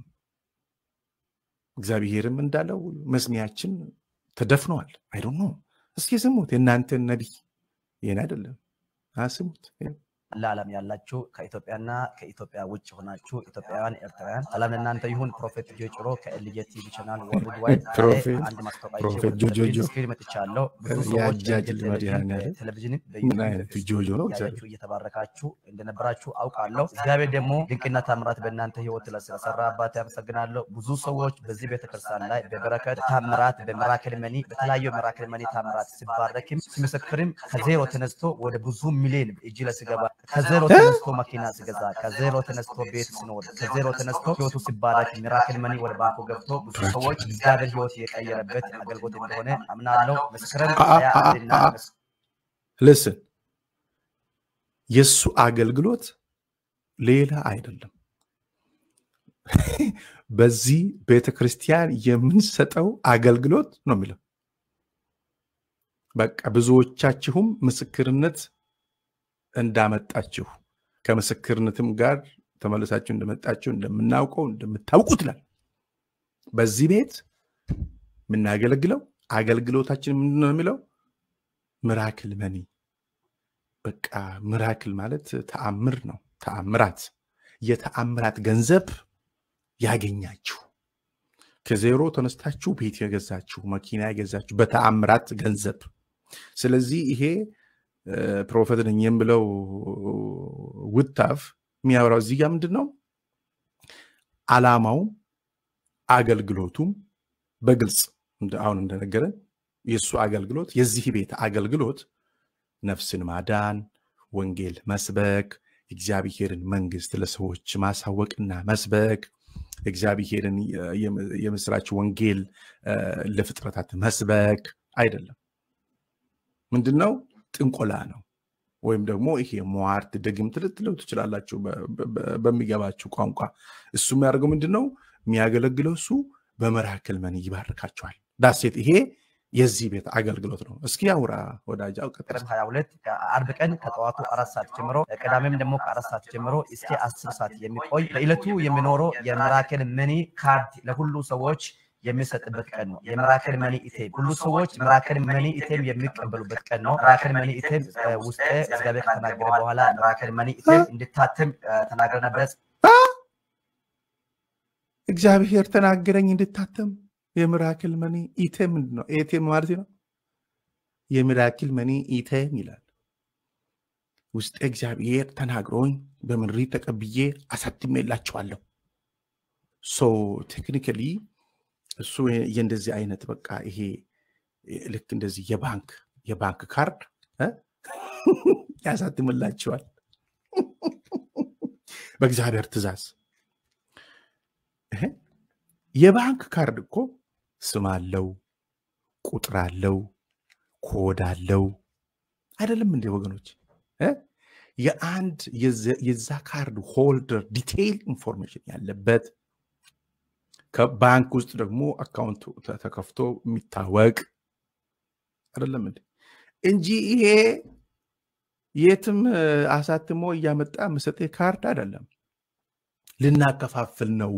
እስኪ ስሙት፣ ገና ብዙ ነው ተሰማላችሁ። እኔ እልየ ከእግዚአብሔር ምሕረት ተቀብዬ ታትሟል። ኦልሬዲ እግዚአብሔር በተናገረበት ቀን መስከረም 21 እና መስከረም 22 ሁሉ ሰዎች በዛን ቀን ሚራክል መኒ ኢቴም የሚሰጥበት ቀን ነው። ይሄ ሚራክል መኒ ኢቴም ወደ ቤቱ ከገባ በኋላ ከዜሮ ተነስታችሁ ባለጸጋ መሆን ትችላላችሁ። ከዜሮ ተነስታችሁ ሀብታም መሆን ትችላላችሁ። ሚራክል መኒ ኢቴም ማለት የትኛው በሮች ሁሉ በፋይናንሻል እንደሚከፈት ሚራክል መኒ ኢቴም እጁ ላይ ገባ ሰው አምኖ ይሄ ሚራክል መኒ ለኔ ይሰራል፣ ይሄ ሚራክል መኒ ኢቴም ለኔ ያደርጋል ብሎ የሚያምን ሰው ብቻ ነው የሚፈልገው ሚራክል መኒ ኢቴም በዛን ቀን አምኖ የመጣ ሰው ሚራክል መኒ ኢቴም ይሰጣል። መስከረም 21 እና መስከረም 22 በእለቱ በፕሮግራሙ ላይ የሚመጡ ሰዎች 10,000 እና 20,000 50,000 እና 100,000 በእጁ ላይ ይዞ የመጣ ሰው ነው በእለቱ ሚራክል መኒ ኢቴም የሚሰጠው። ሰምታችኋል። የምትመጡት የሚራክል መኒ ኤቲኤምን ለመቀበል ነው የምትሄዱት።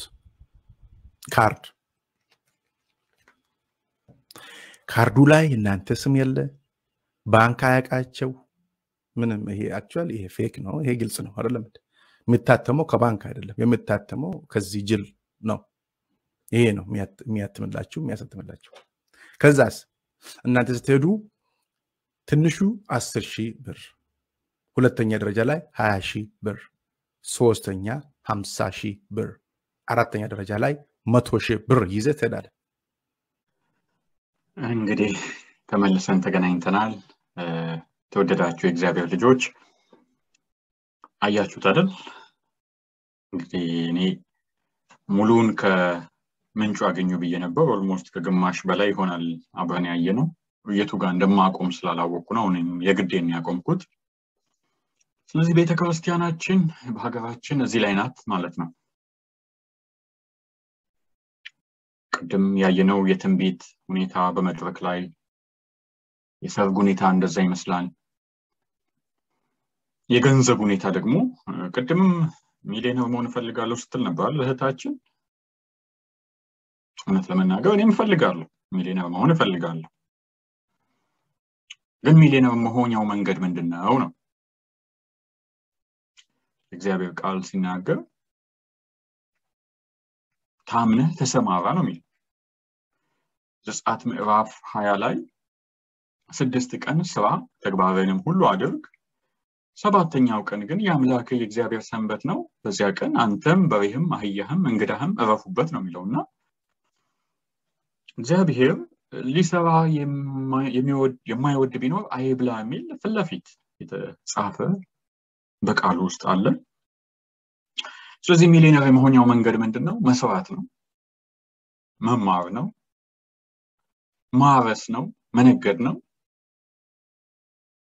በፈጠራ ስራዎች እና በተለያዩ መንገዶች ሚሊዮነር መሆን ይቻላል። አሁን ግን ቅድም ያስተነበየች እህታችንም እንደነገረችን ይሄ ደግሞ ኤቲኤም አከፋፋይ ነብይ እንደነገረን ባንዴ ከዜሮ ተነስቶ ሚሊዮነር የመሆኛው መንገድ ምን ሆኗል ማለት ነው? ሚራክል መኒ ኤቲኤም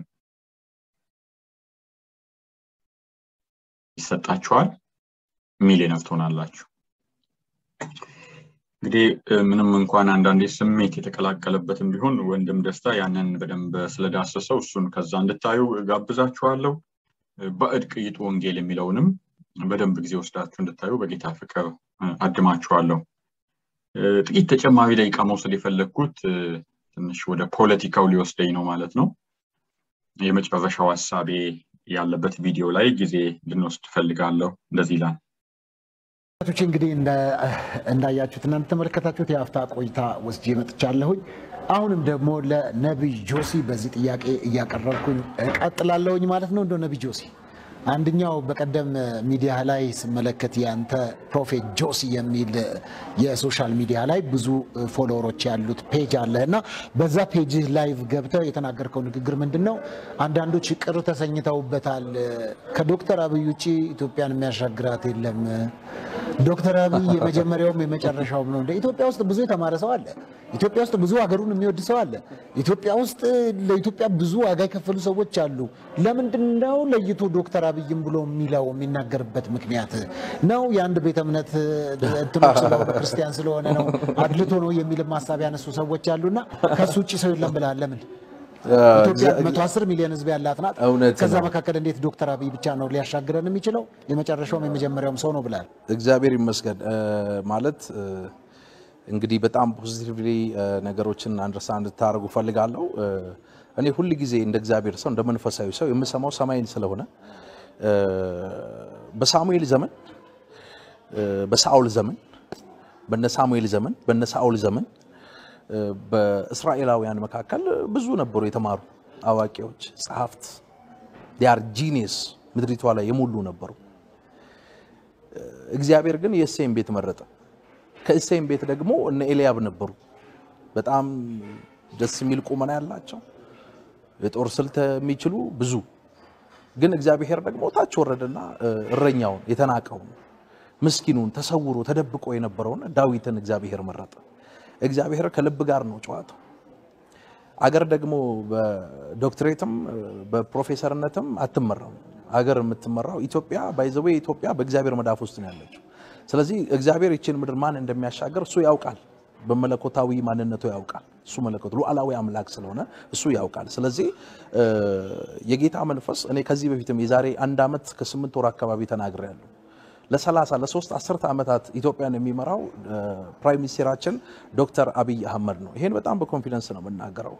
ከ30 ዓመት በኋላ ከኢትዮጵያ የሚነሳ ከሰሜኑ ኢትዮጵያ የሚነሳ ከአማራው ክልል ኢያሱ የሚባል ሰው ነው የሚመራ የሚረከቡ ዙፋኑንም ስልጣኑንም።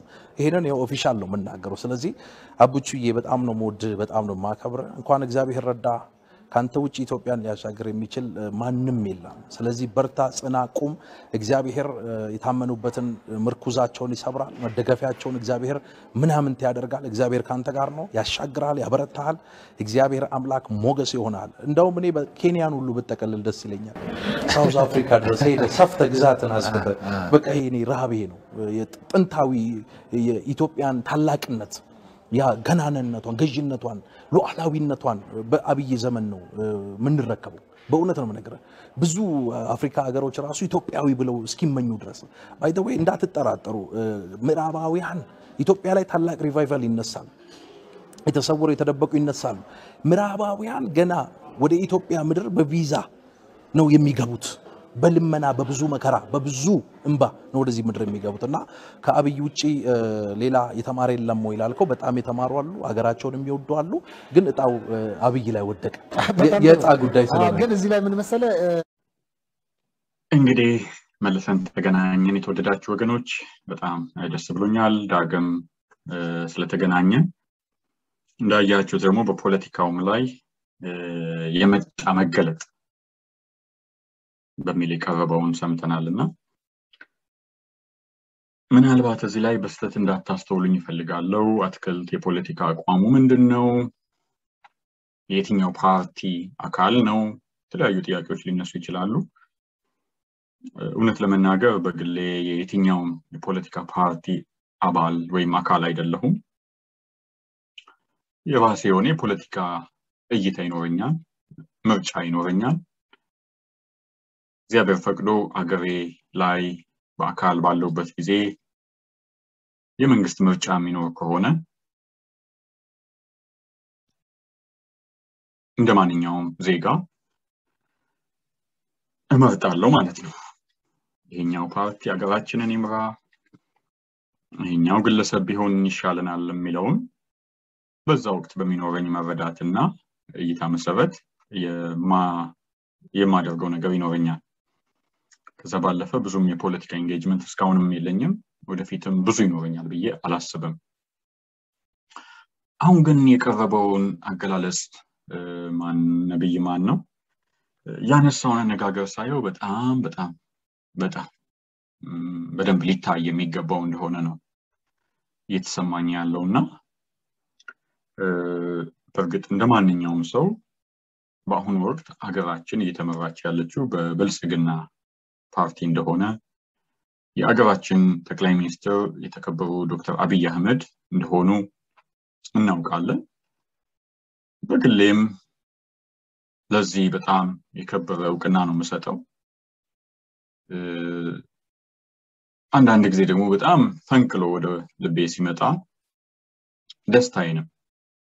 በኖቤል ሽልማቱ ጊዜ እና በሌሎችም የተወሰኑ ጊዜያት በግል ማህበራዊ ሚዲያዎች ላይ ያስቀመጥኩ እንደነበር አስታውሳለሁ። ሌላም አይነት ስሜት ሲሰማኝ የሚያሳስብ ነገርም ሲሰማኝ እንግዲህ ያለኝ መድረክ እሱ ነውና እዛ ላይ አንዳንድ ሐሳቦች ማካፈልን አስታውሳለሁ። ስለዚህ ክቡር ዶክተር አብይ የሀገራችን መሪ በጣም ምን ጸልይላቸው ጥሩ አማካሪዎች እንዲኖሯቸው ቅን ሐሳብ እንዲኖራቸው ሀገራችንን በመልካም ጎዳና እንድትሄድ መልካም አስተዋጽኦ እንዲያደርጉ ምን እመኝላቸው ባለን አቅም ሁሉ ምን ደግፋቸው መሪያችን እንደሆኑ ይታወቃል። ስለዚህ ታዲያ ምንድነው ችግሩ የሚባል ከሆነ ለኔ በጣም ትልቅ ችግር አለ። ቀደም ባነሳነው ወይም ባየነው ቃለ ምልልስ ላይ ኢንተርቪው ላይ እጣው እሳቸው ላይ ወድቋል። ያ ብቻ ሳይሆን ለመጪዎቹ 30 ዓመታት ሌላ ማንም የለም አይደል የተባልነው በመገለጥ እንደ መንፈሳዊ ሰው ሰማይን እንደሚሰማ ሰው እንደዛ አይደል የተባልነው። ከ30 ዓመትስ በኋላ ከአማራ ክልል የሚነሳ ኢያሱ የሚባል ልጅ ነው ዙፋኑን የሚረከበው ተብለናል ነው። እሱ ብቻ ሳይሆን አብዬ በጣም ወደሃለው እኔ እንደውም እስከ ኬንያ ደቡብ አፍሪካ ድረስ ሄደ ብትጠቀልለው ደስ ይለኛል የሚል ማሳሰቢያ ጭምር ክቡር ጠቅላይ ሚኒስትራችን ተሰጥቷቸዋልና እዚህ ላይ በጣም ብዙ አደጋዎች ይታዩኛል። በጣም አዝናለሁ። ነብይ ልበል ትምህርት ጥቅስ ውስጥ ሰማይን የሚሰማ ሰው አላየሁም። በዚህ ቃለ ምልልስ ውስጥ በተጠያቂ በጋዜጠኛ ወይም ዲቫይን ሾው ነው የሚለው አቅራቢም እንደዚሁም ነብይ ተብሎ በቀረበም ሰው ላይ ምንም ሰማይን እንደሚሰማ ሰው ከመንፈስ ቅዱስ እንደሚቀበል ሰው የተባለውን ነገር ላገኝ እንዳልቻልኩ ነው ያዘንኩ መግለጽ የምፈልገው።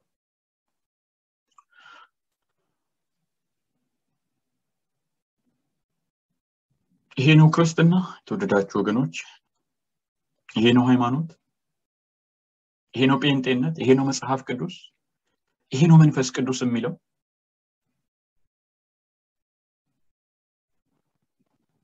እኔ ብዙ ጥያቄዎች ነው የተፈጠሩብኝ በልቤ ማለት ነው ይሄንን ሳይ ብዙ። የመጀመሪያ ካሁን በኋላ እኮ በተለይ አማራ ክልል ውስጥ የስም አወጣጡላ ሊቀየር ነው አይደል? እኔ ደብረ ታቦር ነዋሪ በሆነና ነገ ጠዋት ባለቤቴ ወንድ ልጅ ብትወልድ በተአምር ወልደ ማርያም ብዬ አልጠራውም። ኤርሚያስ አለለው ወይም ሌላ ስም አልሰጠውም። ማን ነው ስሙ? ማን ሞኛል? ቤተ መንግስት እኮ መግባት ፈልጋለሁ ልጄን ጉብኝት ማለት ነው። ስለዚህ እንግዲህ በጣም ክትትል ይፈልጋል። ካሁን በኋላ አማራ ክልል የሚወጡ ስሞች ከ199% ኢያሱ ሊሆኑ ነው። ነውር ነው። ከዛስ በመቀጠል እንደ ሀገር ብሔራዊ ምርጫ ካካሄድን ጥቂት ቀን ነው እኔ 2 ወር የሞላ አይመስለኝም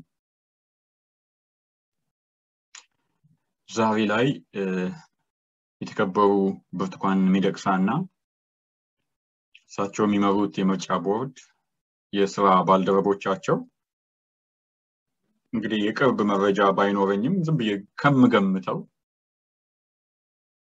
ስራ ይበዛባቸው ይመስለኛል ምንድነው ካለፈው ምርጫ የተማርነው ለቀጣይ ሀገራዊ ምርጫዎች ምንድነው ማድረግ ያለብን ዝግጅት ከስተታችን ከጥንካሬያችን ምንድነው ምንማረው ይያሉ እየቀመሩ እንዳለ ገምታለውና ቀጥሎ ላለው ምርጫም እቅዶች እያወጡ እንዳለ ለ30 ዓመታት እግዚአብሔር ዶክተር አብይን ኢትዮጵያን እንዲመራ ወስኖ ከሆነ ምርጫ ቦርድ ምን ያደርጋል ለምንድነው እነዚህ ሰዎች የምርጫ ቦርድ ሰብሳቢም ሆነ የተለያዩ ባለሙያዎች ቦርድ አባላት ወደ ተለያዩ የሚጠቅም አስተዋጽኦ ወደሚያደርጉበት ለምንድነው ማይ መደቡትና በየሙያቸው ሀገርን ማገለግሉት ምርጫ ቦርድ እኮ ለ30 ዓመት አያስፈልግንም አሁን በቀረበው ትንቢት መሰረት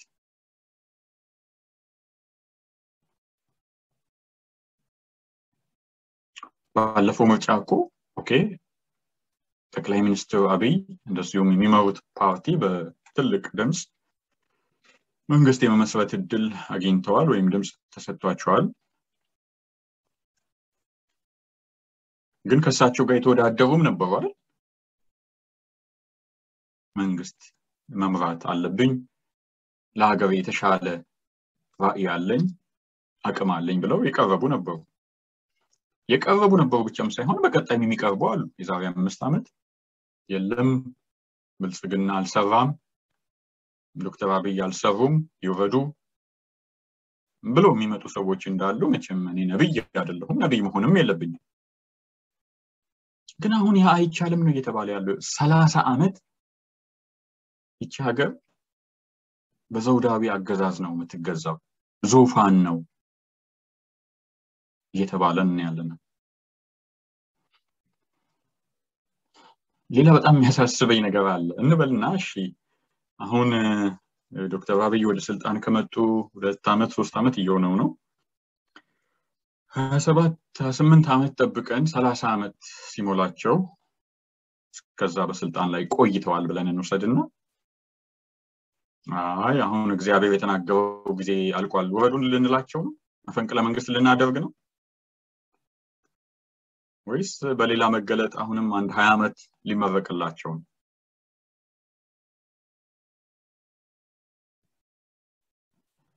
ምንድነው ማንወጣው ከዚህ ፖለቲካን እኮ እንደ ፖለቲከኛ ፓርቲ መስርቶ ወይም የተመሰረተ ፓርቲ ውስጥ አባል ሆኖ መስራት ይቻላል እግዚአብሔር እኮ የሰማይና የምድር ገዢ የሁሉ አባት የሁሉ ፈጣሪ የሁሉ ዳኛ እንጂ የእንትን ፓርቲ አባል አይደለም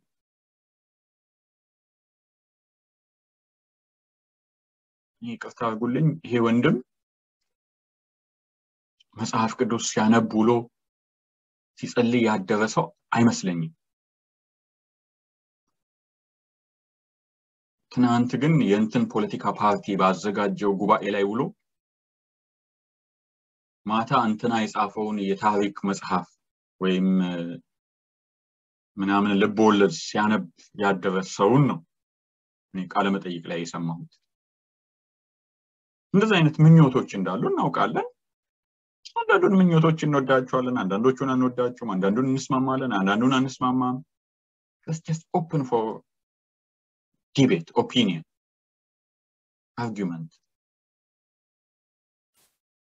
በቃ ልንነታረክበት የምንችል አጀንዳ ነው እንደ ፖለቲካ ጉዳይ ማለት ነው እንደ ማንኛውም ፖለቲካ ጉዳይ እኔ በጣም ያመመኝ ያለው አሁን እግዚአብሔር እንዲህ ብሏል ተብሎ ሲመጣ ነው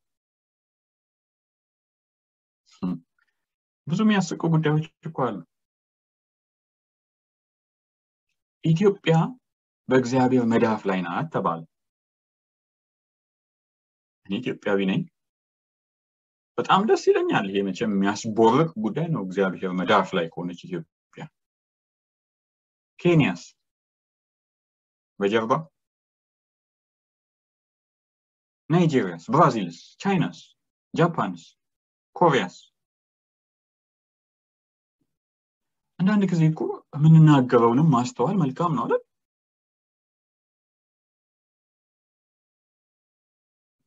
እንደው አብቹዬ ብሏል ይመስለኛል ዶክተር አብይዬ ኬንያን እስከ ደቡብ አፍሪካ ብትጠቀልለው ደስ ይለኛል።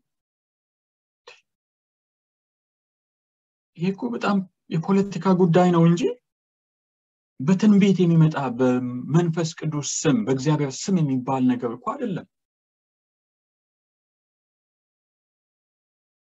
በጣም ማዝነው የትኛው እግዚአብሔር ነው እንደዚህ ያሉ መገለጦች እያመጣ ያለው? ትናገራለህ፣ ትፈጥራለህ። ምን ዘፍጥረት 1 ላይ እግዚአብሔር ነው እንደዛ ሲያደርግ ማቅ እግዚአብሔርም አለ ሆነም። ነገሩማ እኛ አማልክት ነን የሚልም ሰምተናል አይደል? ኋላም ትሰማላችሁ። ትንንሽ አማልክትም ሳይሆን ትልቅ አምላክ ነኝ ከየት መጥቶ?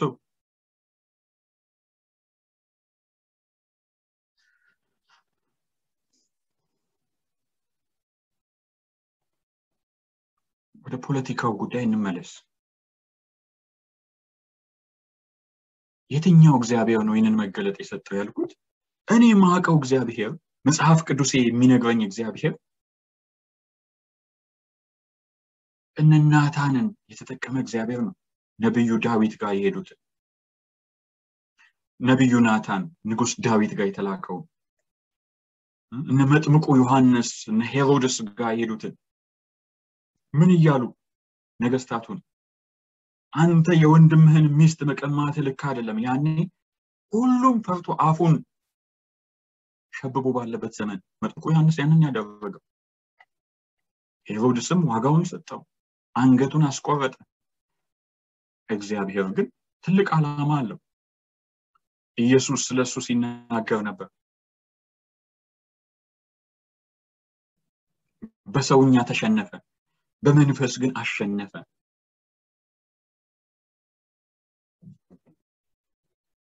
ናታን ንጉሱ ጋር ሄደና እንደዚህ አይነት ችግር ተከስቷል፣ በዚህ ምድር ላይ እንደዚህ ሆኗል፣ አንድ ሰው የሰውን በግ ቀምቶ አርዷል ምናምን አለ። ዳዊት ምን አለ? ዛሬ እሱ መሞት አለበት። ነብዩ ናታን ምን አለው? ያ ሰው አንተ ነህ። ተወደዳችሁ ወገኖች፣ የሰማይ አምላክ ዛሬ አንድ ነብይ አስነስቶ ወደ ኢትዮጵያ ጠቅላይ ሚኒስትር ወደ ኢትዮጵያ መሪ ቢልክ እውነት በጣም ወዳለው ደቡብ አፍሪካንም ብትጠቀልል ደስ ይለኛል የሚል መልእክት ነው የሚልከው።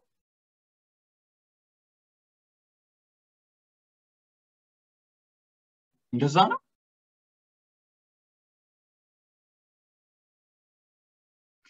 አዎ ወደ ነገስታት ሄደው በርታ ያሉ ነበሩ ነቢያት፣ ብዙዎቹ ተመለስ ያሉ ነበሩ። ግን እውነት አሁን ያለውን የሀገራችን ሁኔታ ስናይ አይደለም የሰማይ አምላክ ይሄ እኔ ግምቴ ነው፣ ምንም መረጃ የለኝም። ግን ጠቅላይ ሚኒስትሩ የሚመሩት ፓርቲ ጉባኤ ሲያደርግ ጠቅላላ ጉባኤ ሆነ ማዕከላዊ ኮሚቴ whatever ስብሰባ ሲያደርግ ይሄ በእርግጠኝነት በብዙ ጉዳዮች ላይ የሚከራከሩ ይመስለኛል።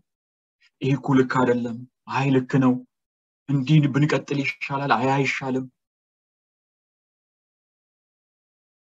እንዳልኩት ግምቴ ነው።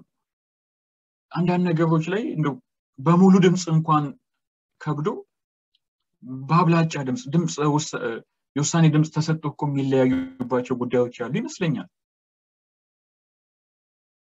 እንዴት ነው እግዚአብሔር ያለ እከሌ የለም 30 ዓመት አፋችሁ ቁጭ ብሎ የሚለን እንዴት ነው?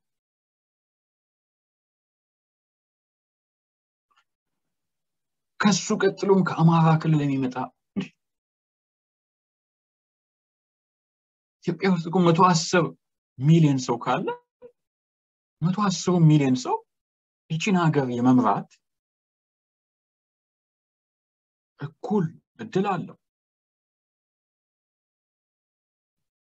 እግዚአብሔር ተናግሯል። እኔ እግዚአብሔር ይህንን ስለ አለመናገሩ ህልም አላየሁም እንዳልኳችሁ ራእይ አላየሁም። ከዚሁ ቃለ መጠይቅ ተነስቼና ከእግዚአብሔር ቃል ተነስቼ 100% መናገር ይችላል።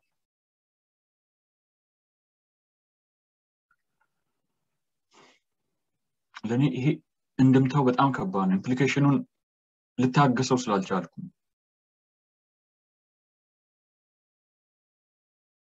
ነገ ሌላው አንዱ የፖለቲካ ፓርቲ አይ ይሄ ነገር አላዋጣም፣ የፖለቲካ ቅስቀሳ ማድረግ ጋዜጣ ላይ መጻፍ ጥቅም የለውም፣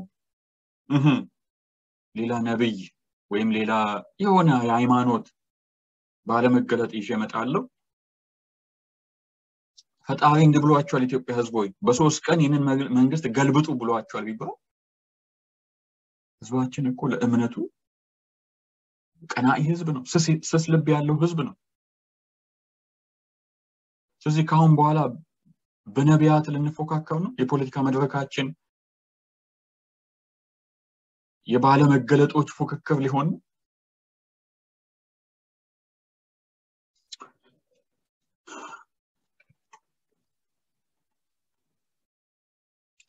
እንግዲህ በጣም አዝኛለሁ፣ በብዙ ነገር አዝኛለሁ፣ ግን በሁሉም አይደለም ማዝነው።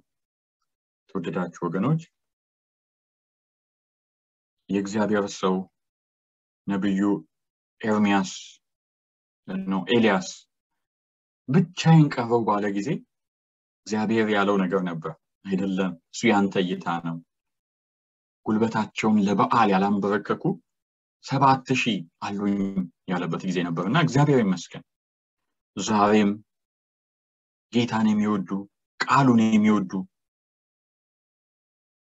እንደዚህ በስሜት ያልተነዱ በስህተት አስተምህሮዎች ያልተበረዙ ብዙ አገልጋዮች አሉ።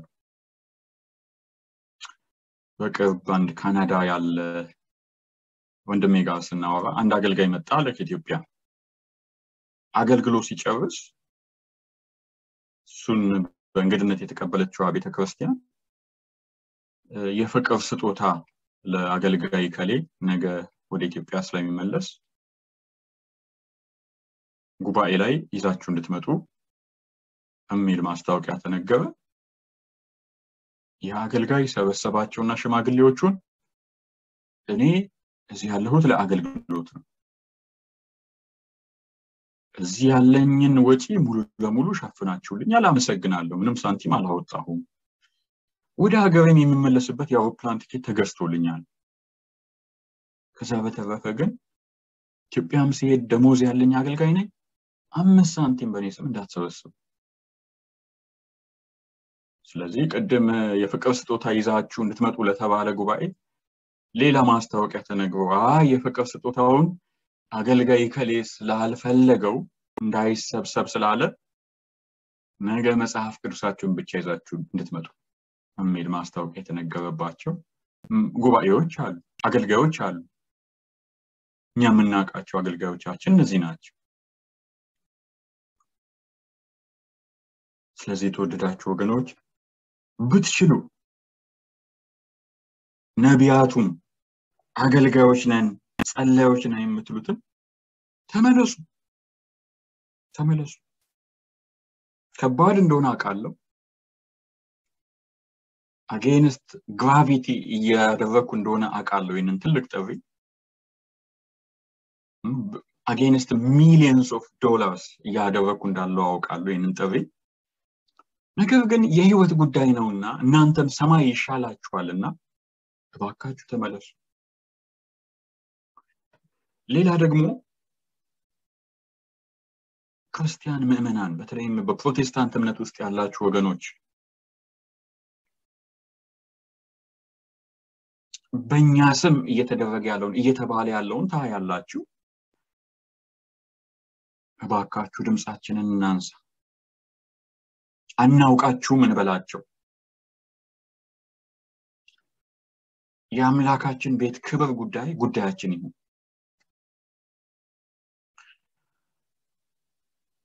በያጥቢያ ቤተክርስቲያናችን እግዚአብሔርን በእውነትና በመንፈስ እንደ ቃሉ ከፍ እናድርገው።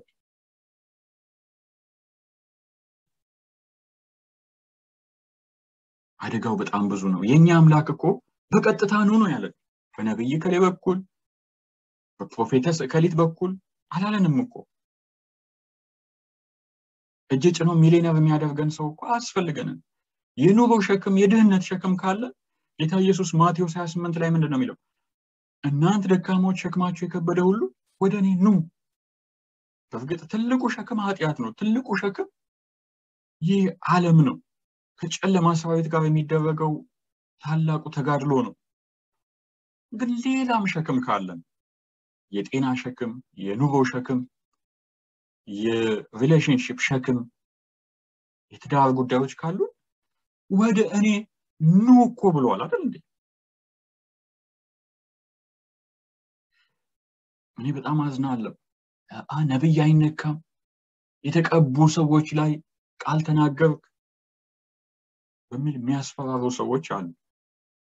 አይደለም ነብይ እግዚአብሔር በራሱ እኮ ይጠየቃል ወገኖች። እስኪ ኢሳይያስ መጽሐፍ ላይ የሚለውን ነይ ምንድነው የሚለው እግዚአብሔር ቃል?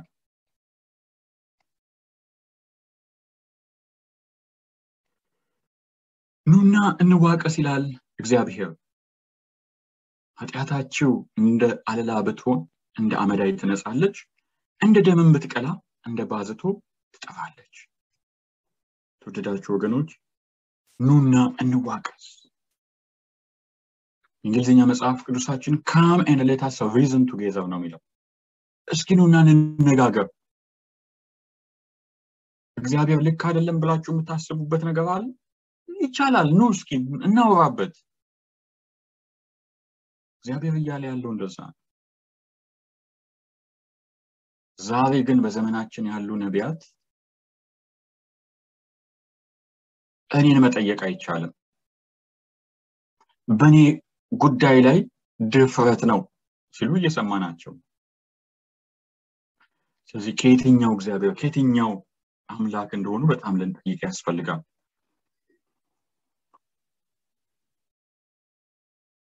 እንጸልይ በዚህ ጉዳይ ላይ ወገኖች። በዚህም ፕሮግራም መጨረሻ ላይ እንጸልያለን። አደጋው በጣም በጣም ትልቅ ነው ብለናል።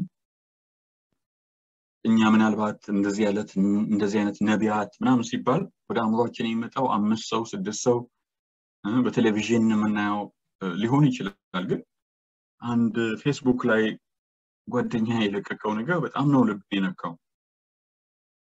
እነዚህ ሁሉ ይሄ እንግዲህ ሙሉ ዝርዝር አይደለም። ፌስቡክ ላይ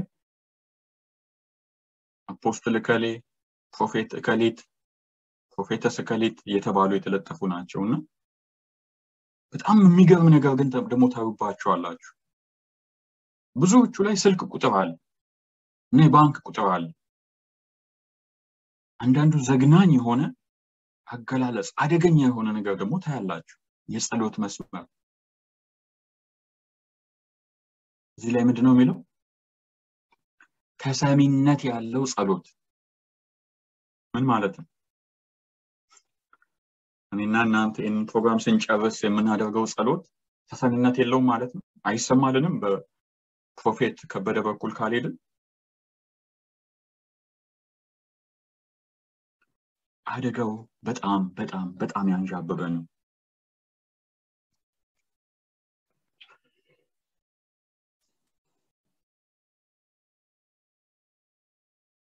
ሀገራችን የእምነት ነፃነት አጣ።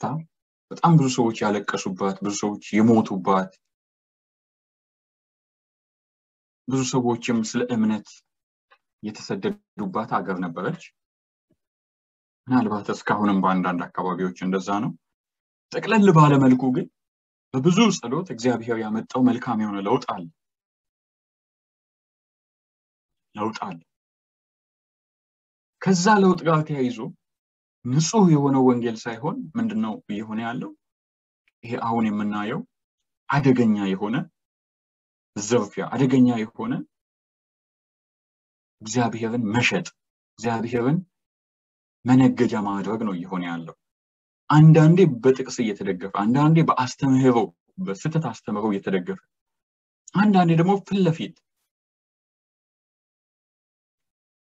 ሰዎች ሲነጋገሩ ታክሲ ውስጥ ቁጭ ብላችሁ የምትሰሟቸው አንዳንድ ነገሮች እኮ በጣም ጆሮን የሚዘገንኑ ናቸው። እውነት ስለ ቤተ ክርስቲያን ነው ወይ እውነት አገልጋዮች ናቸው ወይ የምትሏቸው ብዙ ነገሮች ሰማላችሁና እኔ በጣም አዝናለሁ። እግዚአብሔር ይርዳን። በእግዚአብሔር ቃል ላይ በመቆም ይህንን የጥፋት ማዕበል ልናሸንፍ ያስፈልጋል። የመጨረሻ ሐሳቤን ግን ለመንግስት አካላት በታላቅ አክብሮት ማቅረብ እፈልጋለሁ። እንደሚታወቀው በሀገራችን ማንኛውም ማህበር ሲመሰረት እንደዚሁም ቤተክርስቲያን ስትመሰረት መተዳደሪያ ደንብ የሚደረጉ ድርጊቶች ዝርዝር የአመራር ሁኔታ የተለያዩ ጉዳዮች በፈቃድ ጥያቄ ውስጥ የሚካተቱ እንደሆኑ ነው ማቀው። እኔ አንዳንዱን ነገር ስሰማ እዛም ላይ ጥያቄ ፈጠረብኝ።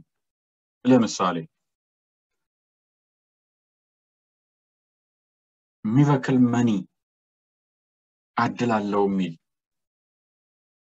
መተዳደሪያ ደንቡ ወይም ደግሞ በድርጊቶች ውስጥ ያካተተ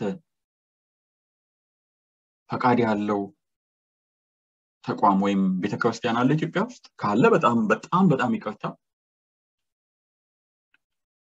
ፕሮፌትን በጣም ይቅርታ መጠየቅ ፈልጋለሁ። ምንም አላጠፋም።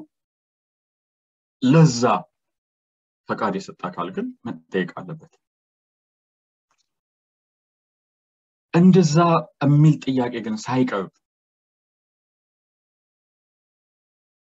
ፈቃዱ የተገኘው ወንጌልን ለመስበክ ፈቃዱ የተገኘው የልማት ስራዎችን የተቸገሩ ሰዎችን ለመርዳት በሚል ከሆነ የቤተክርስቲያን ፈቃዱ የተገኘው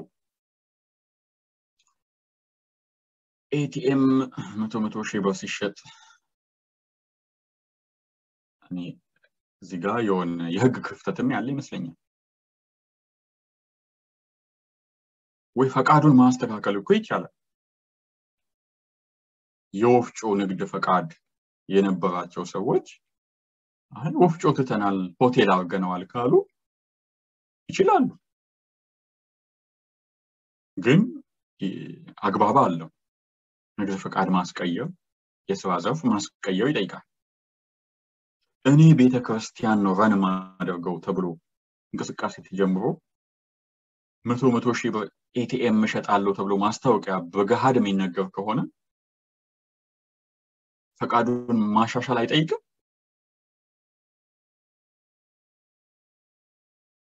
አገራችን እኮ የ20 ብር ባልዲ ላስቲክ ባልዲ ያለ ቫት ደረሰኝ ሸጣል ተብሎ ሰው የታሰበባት ፍርድ ቤት የቀረበባት ሀገር ናት።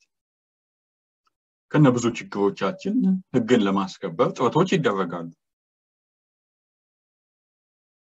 እዚህ ላይ